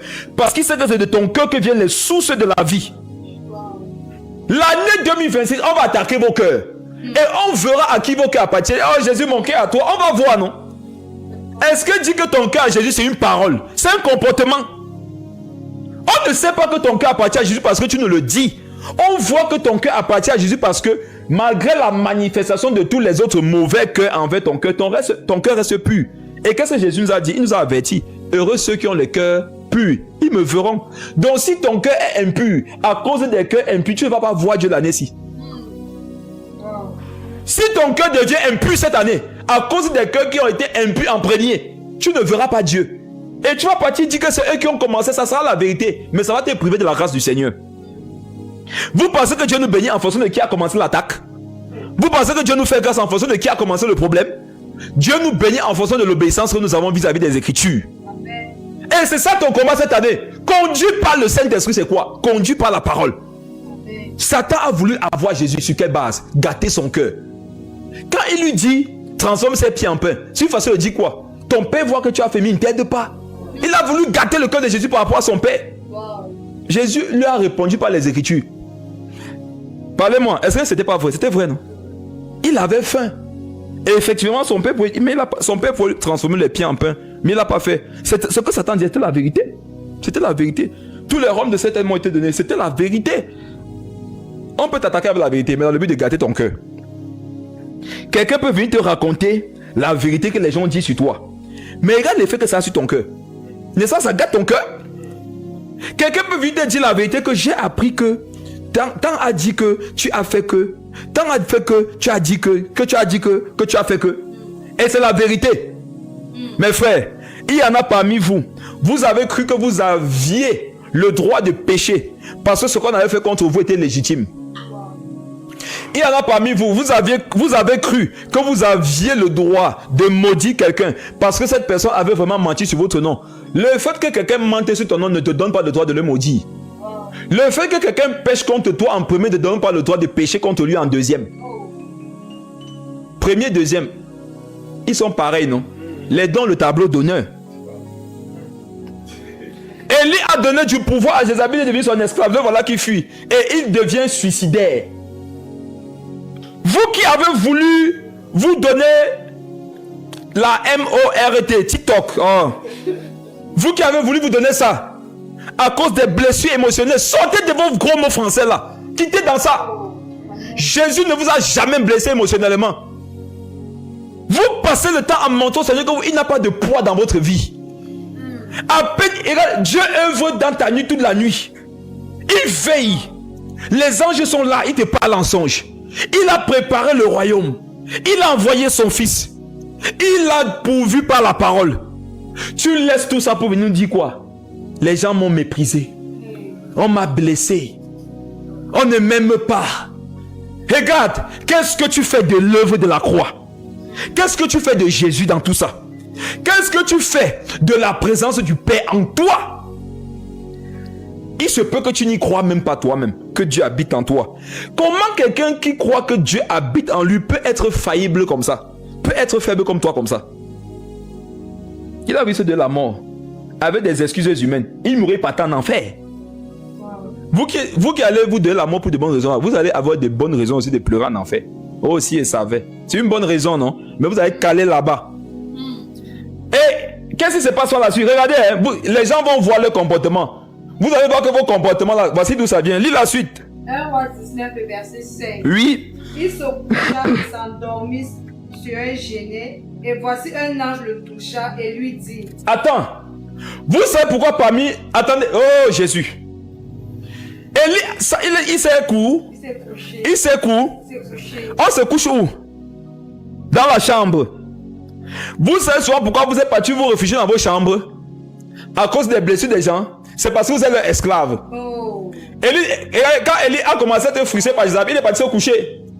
Tu vois le réflexe souvent que tu as de partir dans ta chambre, tu prends ton matelas, la souffrance, le monde est dur, les gens me... Vous voyez ce que vous faites dans vos chambres là? Vos chambres là révèlent que vous ne croyez pas en Jésus. Élie est parti dans sa chambre se coucher. Toi qui te couches souvent là, Dieu t'a demandé de te coucher. Tu devais être en train d'évangéliser, tu vas en train de pleurer dans la chambre couché. On vient te réveiller le matin, tu ne sors pas, non, ne me sens pas bien. Ils disent souvent quoi? Les gros mots de blanc, on dit souvent quoi là? Je n'ai pas la forme. Je n'ai pas la pêche. Tu n'as pas la pêche, tu es le maquereau, tu es le bar, tu es le saumon, tu es la baleine, tu veux avoir quelle pêche? Lève-toi là-bas, va servir ton Dieu. Tu vas arrêter de servir un grand Dieu à cause d'une petite créature. Quand l'homme veut te frustrer, pour que tu partes te réfugier dans ta chambre, montre à l'homme que tu n'es pas son esclave. Sors dans la rue sauver les âmes. Amen. Élie est parti se coucher. Ça, c'est ceux qui partent se cacher dans les chambres. Ils font 3 jours, ne sortent pas. Mais au préalable, vous n'allez jamais les voir prendre 3 jours de retrait dans les chambres. Tu n'as jamais pris 3 jours de retrait dans ta chambre. Mais te voilà, tu as pris 3 jours de lamentation, de pleurs, de deuil, à cause de quelqu'un qui t'aurait blessé, rejeté, trahi, escroqué. Entre les deux, qui a le pouvoir dans ta vie? N'est-ce pas cette personne? Si cette personne n'a pas autant de pouvoir dans ta vie, pourquoi cette personne t'a poussé à faire ce que tu n'as pas fait, même pour Dieu? Le Seigneur t'a souvent dit, ma fille, jeûne 2 jours. Tu as dit, Seigneur, je ne peux pas. Goumen, tu as jeûné 1 semaine. Qui est ton Dieu, ma soeur? C'est fort. Dieu t'a souvent dit, je veux que tu boives uniquement de l'eau pendant ces 3 jours et prie avec les organes. Je veux te voir intercéder avec les larmes. Tu as dit non, Seigneur, je peux pas, je peux seulement faire 1 heure. Tu es parti investir dans un business, tu as appris que c'était une arnaque. Tes 2 millions sont partis dans l'eau. Tu vois, ça fait 1 mois. 1 mois, tu n'as rien mangé, rien bu. Toi qui nous disais que Moïse a fait comment? Tu as dépassé Moïse. Parce qu'à l'heure au départ, là, tu as 70 jours. Tu as 70 jours de jeûne et de prière. Pourquoi? Juste penser au gars qui t'a escroqué. Ça te donne la force de ne pas manger, de ne pas boire. Et tu ne meurs pas. Et tu es là. Entre les deux, qui a le pouvoir dans ta vie? Tu as donné l'autorité à qui dans ta vie? Ne dépendez pas de quelqu'un sur cette terre, si ce n'est de Jésus. Amen. Mes frères, les autres personnes doivent être des compléments. Il y a des mets qu'on peut manger forcément sans la présence de quelque chose. Je suis un Africain, vous êtes des Africains. Au Cameroun, on peut manger le ndolé sans la viande à l'intérieur. Amen. Amen. En Côte d'Ivoire, on peut manger la tchéké sans le thon. Si c'est dur, tu peux prendre la tchéké, oignon, tomate, cube, un peu d'huile, tu te jettes avec. Si c'est dur au Cameroun, tu peux prendre le ndolé, même s'il n'y a pas la viande, tu te bats. En Europe, tu peux prendre un croissant, même s'il n'y a pas un café moulu à côté. Tu peux te débrouiller avec. Amen. Amen. En Antarctique, si tu n'as pas pu pêcher, par exemple, tu peux sucer les glaçons. Et tu survis. Amen. Amen. Il y a des gens dont on peut se passer. Vous ne pouvez pas vous passer de Jésus-Christ. C'est le plat de résistance. Comprenez ça? Mettez tous les autres dans vos vies comme des compléments. Ils sont là, ils ne sont pas là. Ça ne t'empêche pas d'être nourri et d'être rassasié. Ils sont là, gloire à Dieu. Ils ne sont pas là, ce n'est pas grave. Il y en a, votre tristesse vient de ce que les gens ne vous ont pas appelé. Vous vous levez le matin, vous avez trop de problèmes, les chrétiens d'aujourd'hui, vous avez trop de problèmes. Dieu m'envoie vous aider un peu, vous avez trop de problèmes. Il y en a, ils se lèvent le matin et leur journée dépend du nombre de messages qu'ils ont vus dans WhatsApp. Si 15 personnes leur ont écrit, waouh, je suis aimé, les gens ont mon temps, j'ai de la valeur pour certaines personnes et ils sont heureux pendant la journée. Pourtant, ils n'ont même pas prié, n'ont pas médité. Ils ne savent pas quel est le programme de Dieu pour la journée. Mais leur joie pendant la journée vient d'où? Ça vient de ce que quelques créatures mortelles qui peuvent quitter la terre à tout moment leur ont envoyé un message. Mais le message de la Bible que Dieu leur a envoyé, ça ne leur dit rien. Chaque matin, tu as à tes cheveux une tonne de messages que Jésus t'a laissé. Ça n'a pas autant de pouvoir dans ta vie. Qui est ton Dieu finalement? Qui est ton maître? Les mêmes là, quand ils se lèvent, ils ne voient aucun message. Ils se sentent seuls. Ils se sentent tristes. Pourtant, Dieu a dit que je ne vous délaisserai, ni ne vous abandonnerai-je. Jésus a promis de ne pas t'abandonner, de ne pas te délaisser. Mais tu te sens seul parce que tu ne vois pas le message d'un homme. Ou bien quelqu'un avait promis de venir te visiter et au final, il n'est pas passé. Tu es triste toute la journée. Tu es esclave des hommes. Attendez, pendant que j'étais en train de parler, c'est qui m'a vu parler de fornication, d'alcool. Je ne suis pas dans ça. Je vous dis que Satan n'est plus là-bas. Satan n'est plus là-bas. Vous n'êtes plus à la mode. Vous qui péchez par le péché, c'est que vous n'êtes plus à la mode des péchés. Allez demander à vos démons. Eux-mêmes vont vous conseiller que vous n'êtes plus à la mode. La mode des temps, c'est le niveau de cœur, du cœur. Élie 1, il fuit. Dépression. La dépression, c'est la manifestation du fait que je sois devenu esclave des hommes. Parce que Jésus ne peut pas rendre quelqu'un dépressif. Au contraire, la preuve. Toi qui as connu Jésus, tu te rappelles, à l'époque, tu étais dépressif. Quand tu as connu Jésus aujourd'hui, tu es libre. Je passe rapidement un communiqué à un dépressif ici. Écris au niveau de l'église. Je te donne un jour. Tu vas bénir Dieu pour l'œuvre de la croix. Le même Élie, il ne mange, il est dans la chambre. Élie, ça va, il ment. Généralement, ceux qui partent dans les chambres, ils deviennent des menteurs parce que ça ne va pas. Mais quand on leur demande ça va, qu'est-ce qu'ils disent? Ça va. Ils mentent. Lis la suite. Il se coucha et s'endormit sous un genêt. Et voici, un ange le toucha et lui dit, lève-toi, mange. Amen. Amen. Donc, Élie dormait sans manger. Élie dormait sans manger. Tu vois le fait que tu ne manges pas à cause des hommes qui t'ont blessé là, non? Tu es esclave des hommes. Mon frère Tétulien, je te prends à témoin, tu es marié comme moi, je vais te donner une balle. Ce n'est pas une balle perdue, c'est une balle ciblée.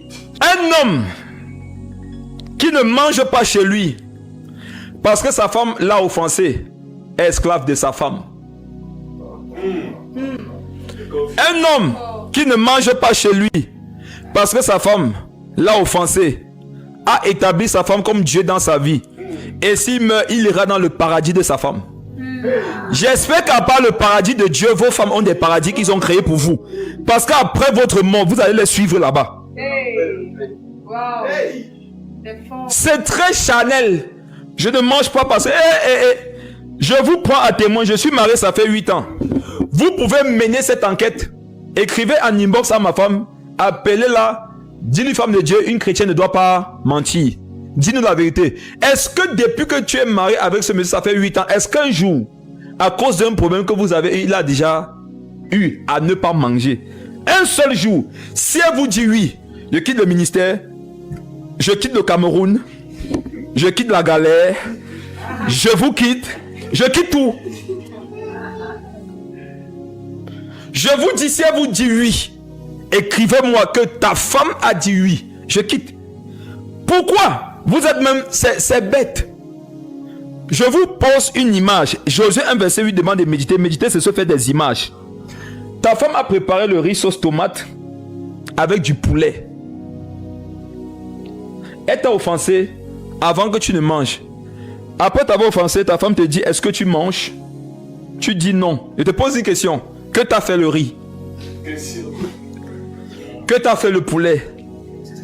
Que t'a fait la sauce tomate?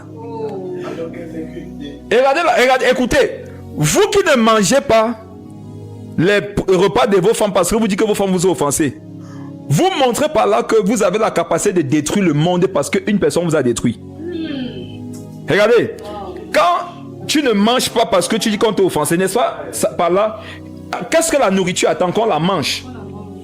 Maintenant, quand tu ne manges pas la nourriture parce qu'on t'a offensé, tu offenses la nourriture. La nourriture ici, c'est l'image de tous les autres hommes qui sont sur la terre. Tu peux laisser un homme t'offenser et toi tu offenses 100 hommes. Automatiquement, quand tu laisses qu'on t'offense, on a mis à toi une semence. Or, lorsqu'une semence produit, elle ne produit jamais la même quantité qu'on a semé. La semence produit toujours un peu plus que ce qui a été semé. Si on sème la colère en toi, tu laisses, tu vas rendre plus de personnes colériques que le nombre que tu as été par la personne qui t'a rendu colérique. Comprenez ce que je vous explique. Wow. Lorsque vous décidez de ne pas marcher selon les hommes, vous bloquez l'engrenage, vous bloquez la courroie de transmission des blessures qui vous sont parvenues. Je prends un exemple simple. Tu étais petit, ton papa battait ta maman devant toi. Ça fait en sorte que tu naisses avec la mentalité aussi de même battre ta femme. Mais tu as connu Jésus. Si tu es esclave de Jésus, tu ne vas pas battre ta femme. Et tu auras ainsi bloqué une malédiction à ton niveau. Quand vous devenez esclave de quelqu'un, vous portez les malédictions qui sont sur leur vie. Et vous allez les projeter dans les années à venir. Vous allez les transmettre aux générations qui vont vous suivre. Le même moyen de ne pas être affecté et de ne pas affecter les autres d'un mauvais comportement que je dénonce, c'est de ne pas laisser ce comportement-là diriger mes pensées, mes paroles et mes actions. Et arrêtez de me dire que c'est les affaires qui touchent seulement les païens. Voilà le grand prophète Élie. Tu ne veux pas, ça va te prendre aussi. L'ange lui dit quoi? L'ange lui dit. Première recommandation, c'est quoi? Lève-toi. Amen. Première recommandation, c'était lève-toi. Donc, quand tu mets les gens comme maîtres sur ta vie, regarde, il y a les domaines de ta vie où tu ne pourras pas te lever. Je prends un exemple simple. Ça fait combien de temps que tu veux lancer ton business? Ça fait combien de temps que tu veux lancer ton business? Tu as toujours laissé les gens te dire que regarde, je ne pense pas que tu peux t'en sortir. Pourtant, à l'intérieur, tu sens que le truc peut marcher. Mais tu as toujours écouté que ce n'est pas sûr que ça va marcher. Ce n'est pas sûr. C'est risqué. C'est difficile. Pourtant, toi, tu es convaincu, tu sens le truc. Regarde, tu ne vas pas te lever. Tu ne vas pas te lever parce que tu as fait de cette personne le maître de ton business. Si tu as prié, tu as travaillé, tu crois que ça peut marcher, lève-toi. Le fait que tu te lèves, ça prouve que tu n'es pas esclave de l'homme. Lève-toi et mange. C'est matériellement et spirituellement. Souvent, quand vous n'arrivez plus à méditer parce qu'on a péché contre vous, qu'est-ce que Dieu vous a fait? Vous qui arrêtez de prier, de méditer, de jeûner, parce que les gens ont péché contre vous, qu'est-ce que Dieu vous a fait? Qu'est-ce que Dieu t'a fait pour que tu détruises le programme qu'il avait pour ta vie? Pour suivre un programme improvisé par quelqu'un qui ne t'aime pas? Pourquoi donner autant de pouvoir aux hommes dans vos vies? Sortez de ça cette année. Ne soyez esclaves de personne. Il y a les gens, ils restent souvent chez vous, ils vous pilotent. Regarde, tu as commencé ta journée, tu étais heureuse. Dès qu'il t'a appelé comme ça, il t'a donné par pape, ta journée s'est cassée. Tu étais avec tes amis, tu étais en famille, ça se passait bien. Dès qu'il t'a regardé, mes frères, il y a des gens ici, ils sont connectés. Souvent, quand vous voyez quelqu'un vous appeler, vous perdez la paix. Il y a les gens, si vous êtes connectés, quand vous voyez quelqu'un vous avoir envoyé un message, vos cœurs commencent à battre plus fort. Parce que vous ne savez pas ce que ce message va encore venir détruire en vous. Vous ne savez pas ce que cet appel-là va encore... Vous êtes esclaves, vous êtes des esclaves. Regardez, sortez de ça. Quel que soit ce que la personne t'appelait pour te dire, quel que soit ce qu'il y a dans le message, regarde, va au-dessus. Regarde, sors au-dessus de ça. Comme si tu n'avais rien vu. Je disais un jour que un avion qui est en altitude ne peut pas craindre de se brûler à cause d'une maison qui 10 000 pieds en dessous est en train d'incendier. Supposons qu'une maison est en train de brûler, toi tu as 10 000 pieds d'altitude, tu vas avoir peur que le feu arrive à l'avion? Non. Les hommes vont vous envoyer des incendies de maisons. Vous vivez dans des avions, soyez au-dessus de tout ça. Cette année, mes frères et sœurs, déconnectez-vous des mauvaises relations. N'ayez pas peur de vous séparer des mauvaises compagnies qui corrompent vos cœurs. Quand on dit qui corrompent les mœurs, c'est qui corrompent vos cœurs. Les mauvaises compagnies, ça peut être les gens de ta famille. Ça peut être les collègues au service. Regarde, n'ayez pas le temps. Ta vie ne dépend pas d'eux. N'ayez pas peur de montrer aux gens que vous ne les gérez pas. N'ayez pas peur. Il n'est pas question de ne pas le saluer. Non, bonjour, mais regarde, ça s'arrête là. Tu n'as pas d'influence dans ma vie. Donnez le seul pouvoir de la direction de vos cœurs au Seigneur Jésus. Vous allez voir que vous serez heureux. Et vous vous rendrez compte que depuis longtemps, vous auriez dû être heureux. Mais vous avez donné trop de pouvoir aux gens dans vos vies. Lève-toi et mange. Élie, il a à manger. Regardez, parfois ils ne mangent pas alors qu'il y a à manger. Les gens meurent de faim, on comprend pourquoi ils n'ont pas mangé. Mais toi, tu vas aussi mourir de faim alors que tu as mangé. Ton affaire dont je n'ai pas l'appétit, tu as l'appétit. Tu as l'appétit. Laisse les blessures là. C'est que tu es devenu esclave de quelqu'un. Sois esclave de Christ. Quand on est esclave de Christ, si on n'est pas un jeune, que Jésus pouvoir pour la nourriture, qu'est-ce qu'on fait? On mange. J'ai dit à quelqu'un ce soir, mange. Peut-être pendant que les gens t'ont parlé, ton cœur te faisait mal parce que quelqu'un t'a fait ça. Dieu. Voici ta délivrance. Ta délivrance pour une fois, ce n'est pas le jeûne. Ta délivrance, c'est que pendant la suite du live, non? Prends, cherche, mange dans le Saint-Esprit. Mange avec la paix et la joie du Seigneur. Mangez! Et vous, Africains, c'est même ce qui vous reste. Africains, s'il y a des Africains ici, l'une des consolations que le Seigneur vous a données, c'est la nourriture. Il n'y a pas les plages où tu vas aller marcher, voir l'eau. Il n'y a pas ça ici. Il n'y a pas les parcs, il n'y a pas le bowling, il n'y a pas ça ici. Regarde, c'est la nourriture. Ouvre la mamie, c'est-toi le riz sauté. Mets la tête du mbunga au-dessus. Bats-toi avec ça. Décide que personne ne t'enlèvera le goût du riz sauté de la tête du mbunga. Dis que Christ est mort à la croix pour que je puisse savourer cette tête de mbunga jusqu'à ma mort. Amen. Mange, bois. Et va t'asseoir, tu auras la paix, secoue tes mains comme quelqu'un qui a beaucoup d'argent parce que tu es riche en Jésus. Amen. Vivez au-dessus de vos problèmes. Qui parmi vous n'aura plus de problèmes un jour? Tu penses qu'on va cesser de parler contre toi quand? Tu penses qu'on va cesser de te combattre quand? Tu penses qu'on va cesser de te mépriser quand? Ça va toujours se faire. Ça va dicter ta vie ou pas en fonction de ce que tu auras compris. Ce que je voudrais que tu comprennes, c'est que tu dois te détacher. Lis la suite, ma soeur. Verset 6. Il regarda et il y avait à son chevet un gâteau cuit sur des pierres chauffées et une cruche d'eau. Il mangea et puis se recoucha. L'ange de l'Éternel vint une seconde fois, le toucha et dit: Lève-toi, mange, car le chemin est trop long pour toi. Alléluia. Mes frères, il a mangé. L'ange lui a dit qu'il fait quoi encore? Mange encore, non? Qui est d'accord avec moi qu'un ange qui vient du Seigneur ne peut pas pousser un homme dans l'excès de table? Est-ce que nous sommes d'accord avec le fait qu'un ange du Seigneur ne peut pas pousser un homme à l'excès de table? Qu'est-ce que ça veut dire? Élie n'avait pas mangé sa quantité qu'il mange habituellement. Quand vous devenez esclave des hommes, non? Même si votre salle à manger, vous êtes conditionné par ce qu'ils vous font. Quand tu es esclave des hommes, on peut le voir à la salle à manger. Nous tous, on sait que toi, tu manges 4 poulets seuls habituellement. Il y a les frères ici, mangent 4 poulets. Curieusement, un jour, tu es trop... Toi qui es souvent bavard. Ce jour-là, tu es posé. On dit, comment ça va? Ça va, ça va. Alors que souvent, toi, quand on te dit comment ça va, tu commences par citer l'hymne national du pays. Et tu chantes les 7 jours de la semaine avant de commencer à donner ton avis. Mais ce jour-là, tu dis ça va. Et quand on mange, nous on a remarqué que tu as pris la plume du poulet. Tu t'es servi la plume du poulet. Et tu n'as même pas fini. Tu as pris la pâture, un peu la chair. La pâture, il y a beaucoup de plumes, tu as laissé. Et nous on te dit, facochère, c'est comment? Parce que habituellement, tu manges comme un facochère. Et nous on te dit, mais facochère, qu'est-ce qui se passe, facochère? Facochère qui dit, non, j'ai pas très faim. Laissez sa facochère esclave de quelqu'un. Et quand tu es esclave, c'est comme une possession. La personne n'a pas besoin d'être là, mais tu es affecté par son comportement. Mais frère, c'est quoi la possession? Quand tu possèdes une chose, tu peux commander la chose à distance.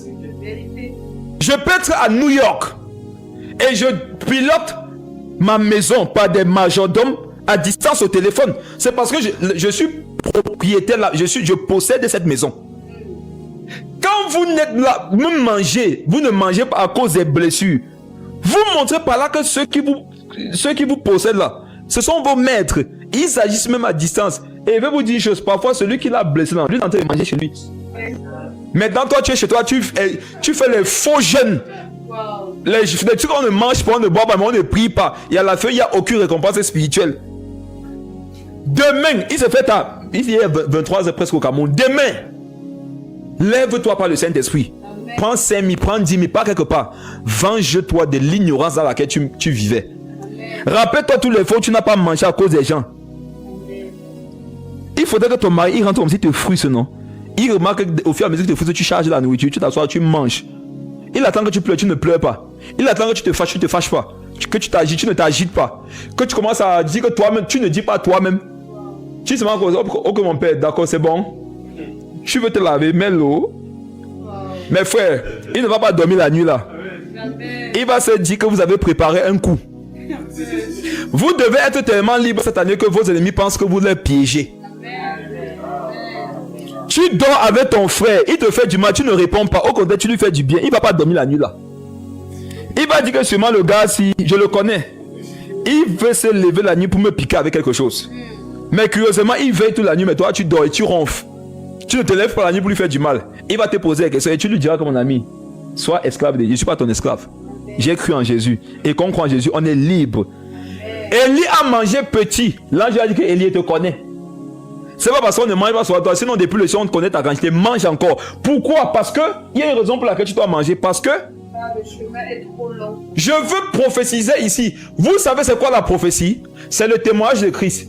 Et le témoignage de Christ est contenu dans les Écritures. Dans les prophéties les plus sûres sont les paroles de sagesse qui viennent de la parole de Dieu. Pourquoi il fallait qu'il mange beaucoup? Parce que le chemin était... Trop long. Je veux vous prophétiser quelque chose. Généralement, vous qui avez l'impression que vous voulez vous décourager, vous ne voulez plus manger, vous voulez seulement rester dans la chambre là. La prophétie qui est derrière ça, c'est quoi? Tu vas vivre longtemps. Hein? Le chemin est long. Hein? Regarde, le chemin est encore long. Hein? Vous qui avez souvent tendance à laisser trop de poids aux hommes dans vos vies là. Vous qui avez l'impression souvent que vous devez fuir devant Jézabel pour sauver vos têtes. Qu'est-ce que la Bible dit? Le chemin est comment? C'est trop long. Tu vas trop vivre. Vous qui actuellement avez l'impression que vous n'allez pas fuir l'année 2026, ça a commencé trop fort, c'est dur. Est-ce que je vais m'en sortir? Vous qui avez souvent dit, souvent vu que je vais mourir, la situation ça va me tuer. La Bible dit quoi? C'est long, hein? Prophétie, tu vas vivre longtemps, hein? Le chemin est long, hein? Il faut te dire ça. Chaque fois que la dépression va venir pour t'embarrasser, rappelle-toi de l'ange qui va te dire que ma fille, ne te laisse pas embarrasser par la dépression. Quitte vite la dépression parce que ça va te perdre du temps pour rien. Que tu ne le veuilles pas, le chemin qui t'attend, c'est long. Et quand le chemin est long, on mange beaucoup. On se lève non, et on marche. On ne prend pas le temps de s'asseoir, on ne se nourrit pas, on se plaint, on pleure, on se lamente, on se couche. Non, cette année, lève-toi. Les hommes t'ont poussé à te coucher, à ne pas manger, à être dépressif. Sors de cet esclavage. Jésus t'appelle à ne pas être esclave des hommes. Même si c'est ton père, regarde, il a pris soin de toi, il ne prend pas soin de toi, ça n'est pas grave. Ta vie ne dépend pas de lui. Ta vie est rattachée à Christ. Si tu sais que tu es de nouveau, fais confiance au Seigneur, avance. Amen. Tout ce que les gens font contre toi, pensant que ça qui va venir t'affecter, c'est ce même par quoi le Seigneur va passer pour t'élever. À une seule condition, reste fidèle au Saint-Esprit. Rassure-toi que tu es conduit uniquement par le Saint-Esprit. Ça sera ça le challenge de 2026. Marcher par le Saint-Esprit. Marcher par les flots contraires. Jésus a dit à Pierre, Pierre dit, Seigneur, si c'est toi, ordonne que je vienne. Jésus lui a dit quoi? Viens. Quelle est la parole que Pierre avait reçue? Viens. Viens. N'est-ce pas qu'il marchait sur les eaux? Et les eaux ont commencé à lui donner d'autres paroles. Tu vas te noyer. Tu ne sais pas nager. Le vent souffle trop. Il y a un danger, il y a le requin en bas. Il a prêté attention à ces paroles. Il leur a donné du pouvoir. Il est devenu esclave des vents contraires. Et il a coulé. Te domine ce dont tu es esclave. La Bible dit que chacun est esclave de ce qui a triomphé de lui. Ce que tu vas laisser triompher sur ta vie cette année, c'est ça dont tu seras esclave. Laissez Jésus être le triomphe de vos vies. Par les Écritures. Relis le verset s'il te plaît. L'ange de l'Éternel vint une seconde fois, le toucha et dit, lève-toi, mange, car le chemin est trop long pour toi. Le chemin est trop long pour toi qui pense que ta vie va s'arrêter tôt. Le chemin est trop long pour toi que tout le monde attaque. Le chemin est trop long pour toi qui pense que personne n'a ton temps. Regarde, tout ce que va lire la vie des libres à cette époque. Si tu te reconnais dans cette difficulté, je te dis que la prophétie qui est sur ta vie, c'est que ton chemin est long. Autrement dit, tu vas vivre longtemps et tu vas faire beaucoup pour le Seigneur. Donc tu ferais bien de te lever, de manger le pain. Le pain que Élie mangeait, c'était Christ. C'était le pain Jésus. Le pain que l'ange donnait à Élie, c'était une préfiguration du Seigneur Jésus. Mes frères et sœurs, la sagesse que vous devrez avoir en 2026, quand les situations de la vie vont être contraires et vont venir comme pour vouloir vous décourager, vous détruire, allez manger Jésus. Amen. Chaque difficulté sera un appel à aller au restaurant divin manger un peu de Dieu. Chaque oppression, chaque humiliation, chaque difficulté, chaque peur sera une attaque des ténèbres, mais sera utilisée par Dieu comme un appel à venir manger un peu de Christ. Colossiens 3, le verset 3. Mes frères et sœurs, les gens les plus heureux de la terre sont ceux qui ne dépendent pas des gens. Ce sont ceux qui ne dépendent pas des autres. Mes frères, ce sont eux qui sont heureux. Jésus était un homme sur la terre. Écoutez un mystère. Homme de douleur habitué à la souffrance. Rejeté de tous, non? Mais en même temps, c'est lui qui consolait tous ceux qui avaient le cœur brisé. Jésus était tellement habitué à vivre dans l'atmosphère du rejet, de déception. Au point où lui-même il était rejeté, non? Mais quand tu venais le te consoler, toi qui étais rejeté. Mes frères, allez lire Ésaïe 53. Homme de douleur, ça veut dire que non, il vivait dans la douleur, habitué à la souffrance. Mais c'est lui, non, qui a consolé tous ceux qui ont les cœurs brisés. Cette année, toi que Satan voulait établir comme quelqu'un qui est rejeté, toi tu vas consoler ceux qu'on rejette. Satan voulait t'établir comme quelqu'un qui va toujours être seul. Tu vas consoler ceux qui vont vivre la solitude. Satan voulait que tu sois un dépressif. Non. Ce que tu auras connu comme dépression dans le passé, de laquelle Christ t'a délivré, sera l'arme que tu auras maintenant pour aider les dépressifs présents. Amen. Colossiens 3:3. Colossiens 3, Colossiens chapitre 3, verset 3. Car vous êtes morts et votre vie est cachée avec Christ en Dieu. Votre vie est cachée avec Christ en Dieu. Est-ce qu'elle peut développer quelque chose? Amen. Mes frères, écoutez. La Bible n'a jamais dit que notre vie est cachée en Christ. Relis le verset. Car vous êtes morts et votre vie est cachée avec Christ. Il y a les gens qui ont souvent dit que ma vie est cachée en Christ. C'est faux. Ta vie n'est pas cachée en Christ. Regardez. Ta vie est cachée avec Christ. Où? En Dieu. Donc, dans l'atmosphère spirituelle, non? Jésus et nous sommes cachés à deux. Nous sommes tant cachés à qui?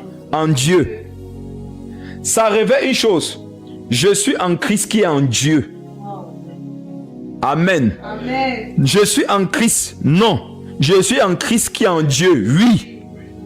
Donc, pour pouvoir m'atteindre, non, il faut qu'on détruise la nature paternelle de Dieu. Il faut qu'on détruise la nature filiale de Christ. Et il faut au-dessus de tout qu'on détruise la nature esprit qui est la manifestation des deux. Wow. Comment tu nous expliques donc que on peut facilement te toucher comme ça? Il se pourrait que tu ne sois pas caché avec Christ en Dieu. Mais si tu es caché avec Christ en Dieu, pourquoi facilement t'atteint? Qui connaît la tortue? Qui connaît la tortue? Qui, s'il veut faire du mal à la tortue en lui donnant un coup de poing, peut le faire sur sa carapace? Qui va avoir mal? C'est toi. Si tu veux faire du mal à la tortue, tu ne peux pas cogner cette tortue sur sa carapace. C'est toi qui auras mal. Il faudra aller au niveau de sa chair. Maintenant, mes frères, nous on est cachés en Christ. Vous savez qui est Jésus? Ou bien je dois vous enseigner encore. Vous savez qui est le Père? Regardez, on dit le Père, le Fils, le Saint-Esprit. Les trois dimensions de tout ce qui est le plus puissant. Et on nous dit que nous, on habite dans ça. Parce que là, je dois chosifier la puissance là. Wow. Tu habites dans ça. Et regarde, tu habites dans ça et on te dit, tu n'es rien du tout. Ton cœur affecté. Oh, oh, quelle génération de chrétiens. Et on te dit que tu ne vas arriver nulle part dans ta vie. Ta confiance prend un coup. Oh. Les chrétiens nous disent, tu lui dis, tu ne vas pas réussir. Tu n'iras nulle part. Tu es nul. Ils font comme Élie, partait se coucher sur les genoux. Les plaies des blancs là. Oh! Mes frères, réveillez-vous. Ta réussite dépend d'eux. Et si vous vérifiez souvent celui qui dit que tu ne vas pas réussir là, il est cordonnier au quartier. Mes frères, regardez souvent ceux qui disent dans vos familles que les églises ont mangé vos cerveaux. Ils ont pour niveau scolaire maternelle plus 2. Donc ils ont fait 2 ans d'école après la maternelle. Vous avez le doctorat, mais c'est vous dont on a mangé le cerveau. Vous devez souvent rigoler des situations par lesquelles Satan veut venir vous détruire. Tu as des gens, ils jonglent dans la vie. Toi, tu es stable socialement. Et il dit que vraiment, tu n'es pas normal. Les choses des églises ont pris ta tête. Quand tu regardes ma vie, tu regardes ta vie là. La vie de qui doit chercher à ressembler à la vie de qui? Elle est là, elle a 4 enfants avec 8 pères. Ça veut dire pour chaque enfant, il y a un qui a fait la tête de l'enfant, l'autre a fait le corps. Elle a 4 enfants, il y a un métis, il y a un albinos, il y a un noir, il y a un esprit impur. Elle est là dans la maison des parents. Mais l'autre qui est posé dans ses études, posé dans son travail, qui craint le Seigneur, qui ne couche pas au mariage, qui n'a pas d'enfant au mariage, elle lui dit quoi? Vraiment, les églises ont pris ta tête. Les églises ont mangé ton cerveau. Reste là-bas, ne fais pas ta part d'enfant, ne fais pas la part d'enfant. Regarde, est-ce que toi tu as fait des enfants? Tu as fait des animaux, tu n'as pas fait des enfants. Parce que tu es un animal spirituellement parlant. Et tu as fait des personnes de la même nature que toi. Nous ne sommes pas appelés à accoucher des animaux, mais des hommes et des femmes spirituels. Et on accouche cette catégorie dans le mariage. Il y en a ici, tu lui dis, c'est quoi ton problème, mon frère? Il dit, j'ai pas de confiance en moi. Pourquoi tu n'as pas confiance en toi? On ne m'a pas encouragé dans ma vie. Hein? Jésus ne t'a pas encouragé? Tu penses que moi qui te prêche, qui m'a encouragé? Tu penses qu'il y a un club de motivation avant les lives? Après tu vas y arriver, tu vas prêcher, ça va aller fort. Aie confiance, le Seigneur sera avec toi. Vas-y. Tu prendras le texte et le Saint-Esprit va t'inspirer. Et moi de leur dire, oh moi les gars, c'est vrai que vous essayez, mais je m'en sors pas, j'ai toujours peur. Et voilà qui commence à te dire, non, esprit de peur, quitte, esprit de peur. Vous pensez que c'est ça? Non, je ne compte pas sur vous. Je compte sur Jésus. Amen. Comptez sur Jésus cette année. Amen. Et regardez, lui-même maintenant, il va disposer les choses. Autrement, tu seras faible. Donc, ta vie va dépendre des autres, de leurs paroles, de leur comportement. Il faut décider qu'à partir d'aujourd'hui, c'est Jésus qui est le maître de tes émotions, maître de tes paroles, maître de tes actions. La personne t'insulte, tu ne vas pas l'insulter en retour. Non. La personne pêche contre toi, tu ne vas pas pécher contre elle en retour. Non. La personne t'offense, tu ne vas pas l'offenser en retour. Non. Tu es un homme spirituel. Tu es une femme spirituelle. Bâtie sur le roc. Amen. Nos vies sont cachées en Dieu avec Jésus. Amen. Qui peut jouer à cache-cache avec Dieu, l'attraper? Qui a joué à cache-cache ici? Tu vas m'attraper pour gâter mon cœur. Mais frère, le Seigneur a tellement bien caché nos cœurs que si nous marchions par l'esprit, on ne pourrait jamais toucher nos cœurs. Nos cœurs sont bien gardés en Christ, bien protégés sous sa parole, sous ses bonnes auspices. Qui peut aller là-bas les toucher, les détruire? Marchons par le Saint-Esprit. Jésus a dit à Satan dans le désert, il est écrit, laisse-moi tes balivernes. Il est écrit, Satan. Tu ne m'embrouille pas, Satan, il est écrit. Tu vois ce que ce frère t'a fait? Tu vas continuer de l'aimer? Donc tu vas lui pardonner ça? Regarde ce qu'il a dit. Satan, tais-toi, il est écrit. Pardonnez à ceux qui vous font du mal. Point final. Tu as gagné la guerre. C'est quoi le combat spirituel? Le combat spirituel, c'est de répondre à la chair par les Écritures. C'est de répondre aux émotions par les Écritures. C'est de répondre aux offenses par les Écritures. Il y a une bénédiction surnaturelle pour tous ceux qui vont vivre comme ça cette année. Amen. 2 Timothée 1, verset 7. On continue de monter. Montons, allons quelque part maintenant. 2 Timothée 1, le verset 7. Car ce n'est pas un esprit de timidité que Dieu nous a donné, mais un esprit de force, d'amour et de sagesse. Toi qui m'écoutes, tu es fort. Amen. La Bible dit de force, d'amour et de sagesse. Regardez mes frères, pourquoi ce sont les 3 choses que l'apôtre Paul a citées lorsqu'il écrit à Timothée? Parce que quand tu deviens esclave de quelqu'un, voilà les 3 dimensions de ta personne qui sont à son service. Relis. 2 Timothée, le chapitre 1, le verset 7. Écoutez très bien.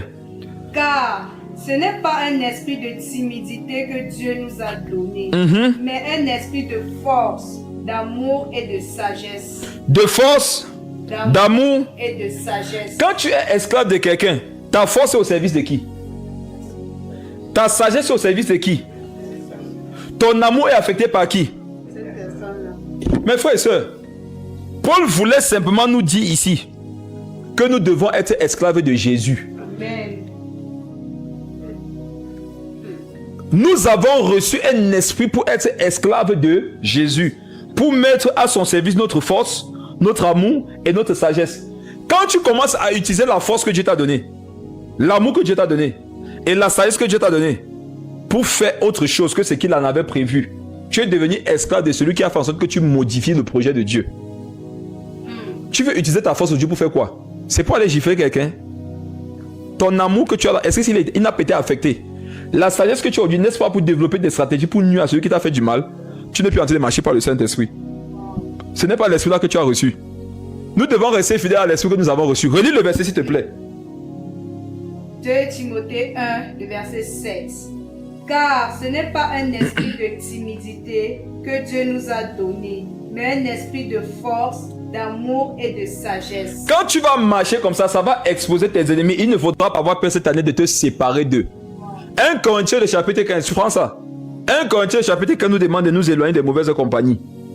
Cette année, Dieu va vous séparer des personnes desquelles vous étiez esclaves, pour que vous commenciez maintenant à expérimenter la vraie liberté. Mes frères et sœurs, quand Jésus nous a donné la liberté, qu'est-ce qu'il nous a fait? Il nous a séparés de Satan. Vrai ou faux? Quand le Seigneur te prêche la vérité, il faudrait savoir que c'est une année où il va te séparer des mauvaises personnes. Et il y en a, vous avez peur que certaines personnes quittent vos vies. Quand tu as peur que quelqu'un quitte ta vie, ça veut dire que tu es esclave de la personne. 1 Corinthiens, le chapitre 15, verset 33. Écoutez 1 Corinthiens 15, 33. 1 Corinthiens, le chapitre 15, le verset 33. Ne vous y trompez pas. Les mauvaises compagnies corrompent les bonnes mœurs. Revenez à vous, revenez à vous-même comme il est convenable et ne péchez point. Car quelques-uns ne connaissent pas Dieu. Je le dis à votre honte. Écoutez bien. Lis le verset 33 encore. Soyons attentifs. Ne vous y trompez pas. Oui. Les mauvaises compagnies corrompent les bonnes mœurs. Les mauvaises compagnies corrompent les bonnes mœurs. Jésus n'a jamais dit que si tu marches avec les bonnes compagnies, tu peux les convertir. Il a dit que ce sont les mauvaises compagnies qui peuvent te corrompre. Donc vous qui êtes chrétiens, qui voulez forcer toujours à avoir pour compagnons principaux les païens là, vous n'allez pas vous en sortir. La suite dit quoi au verset 34? Écoutez bien. Revenez à vous-même. Oui. Comme il est convenable et ne péchez point. On te demande de revenir à toi-même. Pourquoi? Quand tu marches avec les mauvaises compagnies, c'est eux qui tombent. C'est eux qui tombent. Quand tu marches avec les esclaves, c'est eux qui tombent, non? Pour dire arrête de marcher avec une catégorie, avec telle catégorie de personnes, parce que marchant avec eux, avec elles, forcément tu vas être l'esclave. C'est la raison pour laquelle toi qui es converti depuis un certain nombre de temps, tu n'arrives pas à manifester ta foi comme Dieu te demande de le faire. Parce que tu es esclave de ton groupe d'amis. Point final. Il y en a ici, vous n'arrivez pas à affirmer que vous êtes des enfants de Dieu parce que vous êtes esclaves de vos groupes de compagnie là. Vous êtes esclaves de votre groupe d'amitié, vos groupes de marche. Quand on parle de certains sujets, toi tu as de la peine à donner ta position, qui est une position biblique parce que tu as honte. Tu es l'esclave. Et pour ne plus être l'esclave, tu te sépares d'eux. Et la Bible dit quoi? Revenez à... Ça veut dire que redeviens libre. Sois libre de ces personnes. Ce n'est pas eux qui t'ont sauvé à la croix. Dans la manifestation de ta destinée, ils ne sont pas des éléments de conception. Ils ne sont pas des ingénieurs qui ont tes papiers entre les mains. Suis Jésus. Jésus sait ce qu'il a mis sur le chemin de ta destinée. Marche comme il veut. Ne sois pas embarrassé de ce que vivre ta foi, parler ta foi, penser ta foi, exposer ta foi, puisse gêner un certain nombre de personnes. Est-ce qu'ils sont gênés de manifester le péché devant toi? Tes amis mauvaise compagnie là, tu les as déjà vus se donner un mois de consécration pour te faire plaisir? Comme toi tu passes le temps à modifier tes paroles, ton comportement pour leur faire plaisir? Tu es leur esclave. Un enfant de Dieu qui marche dans un groupe de mauvaise compagnie sera l'esclave. Parce que le verset précise ici que tu n'as pas la capacité de les convertir. Tu peux les convertir, mais si tu n'es plus leur compagnie. On a le pouvoir de convertir une mauvaise compagnie à condition de ne plus être ami de la mauvaise compagnie. Tant qu'on est ami de la mauvaise compagnie, on ne peut pas convertir la mauvaise compagnie. Lis la suite. Revenez à vous-même. Revenez à vous-même. Oui. Comme il est convenable. Ne péchez point. Ne péchez point. Être esclave de quelqu'un, c'est un péché. Lis la suite. Car quelques-uns ne connaissent pas Dieu. On te dit qu'ils ne connaissent pas Dieu. Ne marchez plus avec eux. Ne sois pas les esclaves. Quelques-uns ne connaissent pas Dieu. Oui. Je vous le dis. À votre honte. C'est vivre dans la honte que de vivre dans l'esclavage d'un homme. C'est une honte. Et c'est exprimé ici par le fait que tu traînes toujours, tu forces toujours à marcher avec les anciens copains, les anciennes copines, ton ancien gars, ton ancienne girl, tes anciens amis. Tu vas te couper de. Regarde, le Seigneur attend que tu te coupes d'eux pour te greffer aux personnes avec lesquelles tu vas marcher dans ta vie. Amen. Si je ne m'étais pas coupé des mauvaises compagnies avec lesquelles j'étais à l'époque de ma conversion, je n'aurais pas connu Jodel, Tertullien et Rachel avec Jésus ici au studio. Regarde, il y a les gens de ta destinée que tu ne vas jamais connaître à condition que tu te coupes des mauvaises compagnies actuelles. Il n'est pas question de ne pas les saluer. Hein. Il y a même les cas où tu ne dois même pas les saluer. Il te répond, il te salue, tu ne me salues plus. Je ne suis pas ton ami, il te connaît. Toi-même, c'est qui? Vous, c'est qui? Dis que vous, c'est qui? Et si tu dis que si tu appelles la police. Il y a les gens, vous savez que quand vous êtes avec eux, vous devenez faible spirituellement. Vous savez ça. Il y a des personnes, quand vous êtes avec eux, vous avez peur d'engager des sujets chrétiens. Vous avez peur d'engager des conversations qui ont du sens, de la raison. Vous vous sentez obligé d'être un peu sale comme eux. Regardez, vous êtes des esclaves. Jésus revient comme ça, tu fais comment? Il faut les quitter. Le salut de certaines personnes dépend d'avec qui ils seront le jour où le Seigneur reviendra. Amen. Si tu marchais par son esprit, tu ne devais pas être avec cette personne-là. Il y a les amis qui se parlent toujours que mais moi j'ai dormi avec telle fille cette nuit. Moi j'ai rendez-vous avec une telle là-bas. Toi c'est comment? Il dit les gars, les trucs là ça me sert à quoi dis donc? Il a honte de dire qu'il est chrétien, qu'il ne couche plus avec les filles au mari. Il dit que ça m'apporte même quoi dis donc? Ah, il n'y a pas le temps. Il a le temps. Il a honte de dire qu'il est chrétien. Allez dire aux gens que vous êtes des enfants de Dieu. Allez leur dire ça. Soyez tellement chrétiens que ça les étouffe. Ça va les éloigner et ça va rapprocher les gens de votre destinée. Amen. Il y a des hommes puissants, des femmes puissantes que Dieu veut utiliser dans ta vie. Mais le problème, c'est qu'il y a trop de prophètes de Baal. Qu'est-ce que Élie a fait dès qu'il a fini là-bas? Il est parti, non? Il est parti. Il n'est pas resté là-bas à côté des corps. Il est quitté à côté des corps. Les mauvaises compagnies sont les corps des faux prophètes. Quand tu es à côté d'eux, un moment donné, ça va pourrir. Ça va commencer à sentir. Et l'odeur là va venir sur ta vie. C'est pour ça qu'on appelle Satan Belzébul, le dieu des mouches. Satan aime rester où il y a les morts spirituels. Donc quand tu passes ton temps avec les morts spirituels, à un moment donné, ton parfum, même si tu pulvérises Gucci, en fait, ce qui va être senti, c'est Belzébuchi. Mais L'Oréal, ce qui va être senti, c'est Lorianouchi. C'est Satan qu'on va sentir. C'est pour ça que tu peux être en feu les dimanches, mais la semaine tu es un païen. Parce que tu es encore esclave des hommes. Demain, prends ton baffe, mets ça sur ta maison, écris dans le micro, je suis chrétien. De ma vie à Jésus. Ne couche plus au mariage. Je passe mon temps dans les églises réveillées. Je ne pas plus en boîte, mais pas qu'on veillé. Et ne lis plus les revues pornographiques, je lis la Bible. Et dans la Bible, il est écrit que je suis devenu un enfant de Dieu. Les choses anciennes sont passées, toutes choses sont devenues nouvelles. Faites savoir qui vous êtes. Ils se cachent. Il y en a ici, même dans leur famille, on ne sait pas qu'ils sont chrétiens. Il y en a, ils ont tellement caché leur chrétienté que le jour où on a envoyé les démons qui sont censés les faire chuter, les démons ne les ont pas vus. Tellement ils ont caché leur foi. Que quand les démons qui devaient les attaquer sont venus, les démons n'ont pas vu leur foi. Ils n'ont pas cru qu'ils sont des chrétiens, ils les ont laissés tranquilles. Tu n'as pas remarqué que Margaret a tiédé, aucun démon ne t'attaque. Regarde Margaret a tiédé, il n'y a aucun démon qui t'attaque. Il ne croit pas que tu es converti. Tu caches tellement ta foi et ton appartenance au Seigneur que les démons qui avaient été mandatés pour te détruire, quand ils sont venus, n'ont pas vu ta foi. Tellement tu sais la cacher. J'ai pris que quelques démons t'attaquent. La bonne nouvelle derrière, c'est qu'ils auront vu que toi tu as la foi et que tu crois en Jésus. Verset 58 du même chapitre, 1 Corinthiens chapitre 15. Ainsi, mes frères bien-aimés, soyez... C'est le dernier verset que je vais toucher. Quand la Bible dit soyez, ça veut dire que qui doit le faire? C'est nous-mêmes. La Bible dit soyez quoi? Soyez fermes, inébranlables. En fait, quand le Seigneur dans la Bible nous donne des commandements, ce n'est pas pour nous rendre malheureux, c'est pour nous montrer que nous sommes puissants. Quand Dieu te dit sois une chose, il ne faut pas te poser la question, ça va, est-ce que je peux? Non.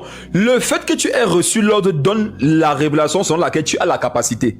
Si Dieu te dit sois saint, ça veut dire que tu as toutes les capacités à l'intérieur de toi pour être saint. Ne te pose pas la question de savoir comment est-ce que je pourrais être saint dans cet environnement dans lequel je vis. C'est la mauvaise question. Il faut plutôt avoir la révélation selon laquelle si Dieu me demande d'être saint, ça veut dire que je suis saint et j'ai tous les éléments de la sainteté à l'intérieur de moi que je peux manifester. Et ici, il dit soyez quoi? Soyez ferme. Soyez ferme.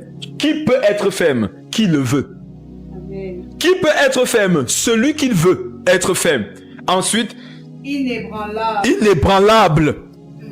Il y a des formes de prière que nous faisons monter au Seigneur, mais ça vient souvent d'un manque de connaissance.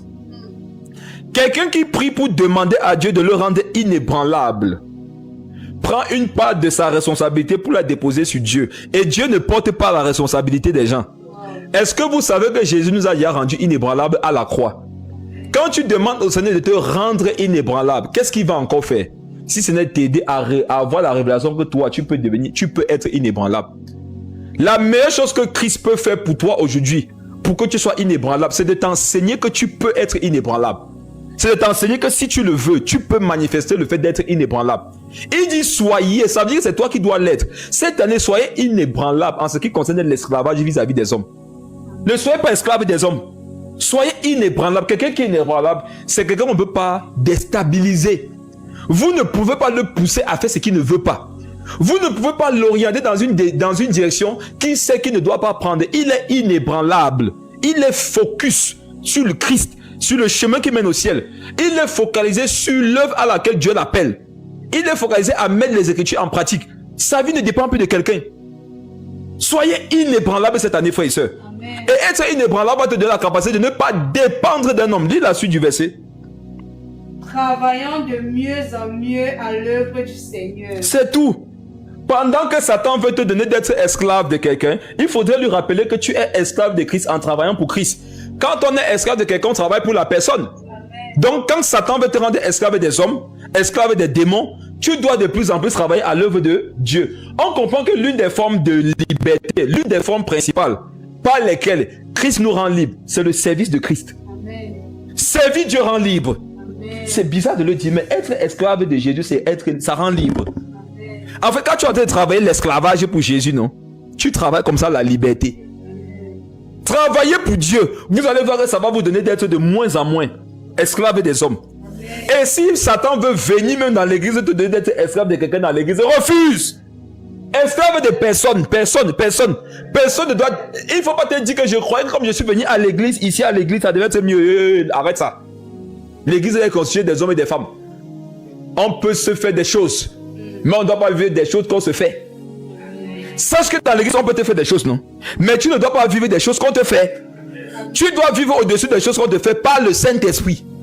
Quelqu'un dit que quand il prêche, il croit que c'est facile. C'est facile. C'est facile. Quand tu acceptes que c'est facile, ça se manifeste. Dans le monde, ce n'est pas le qui veut, c'est le qui peut. Dans les choses de Dieu, ce n'est pas le qui peut, c'est le qui veut. Amen. Si tu veux être inébranlable avec Christ, si tu veux être uniquement esclave de Jésus, tu peux l'être. Ah, Seigneur. Amen.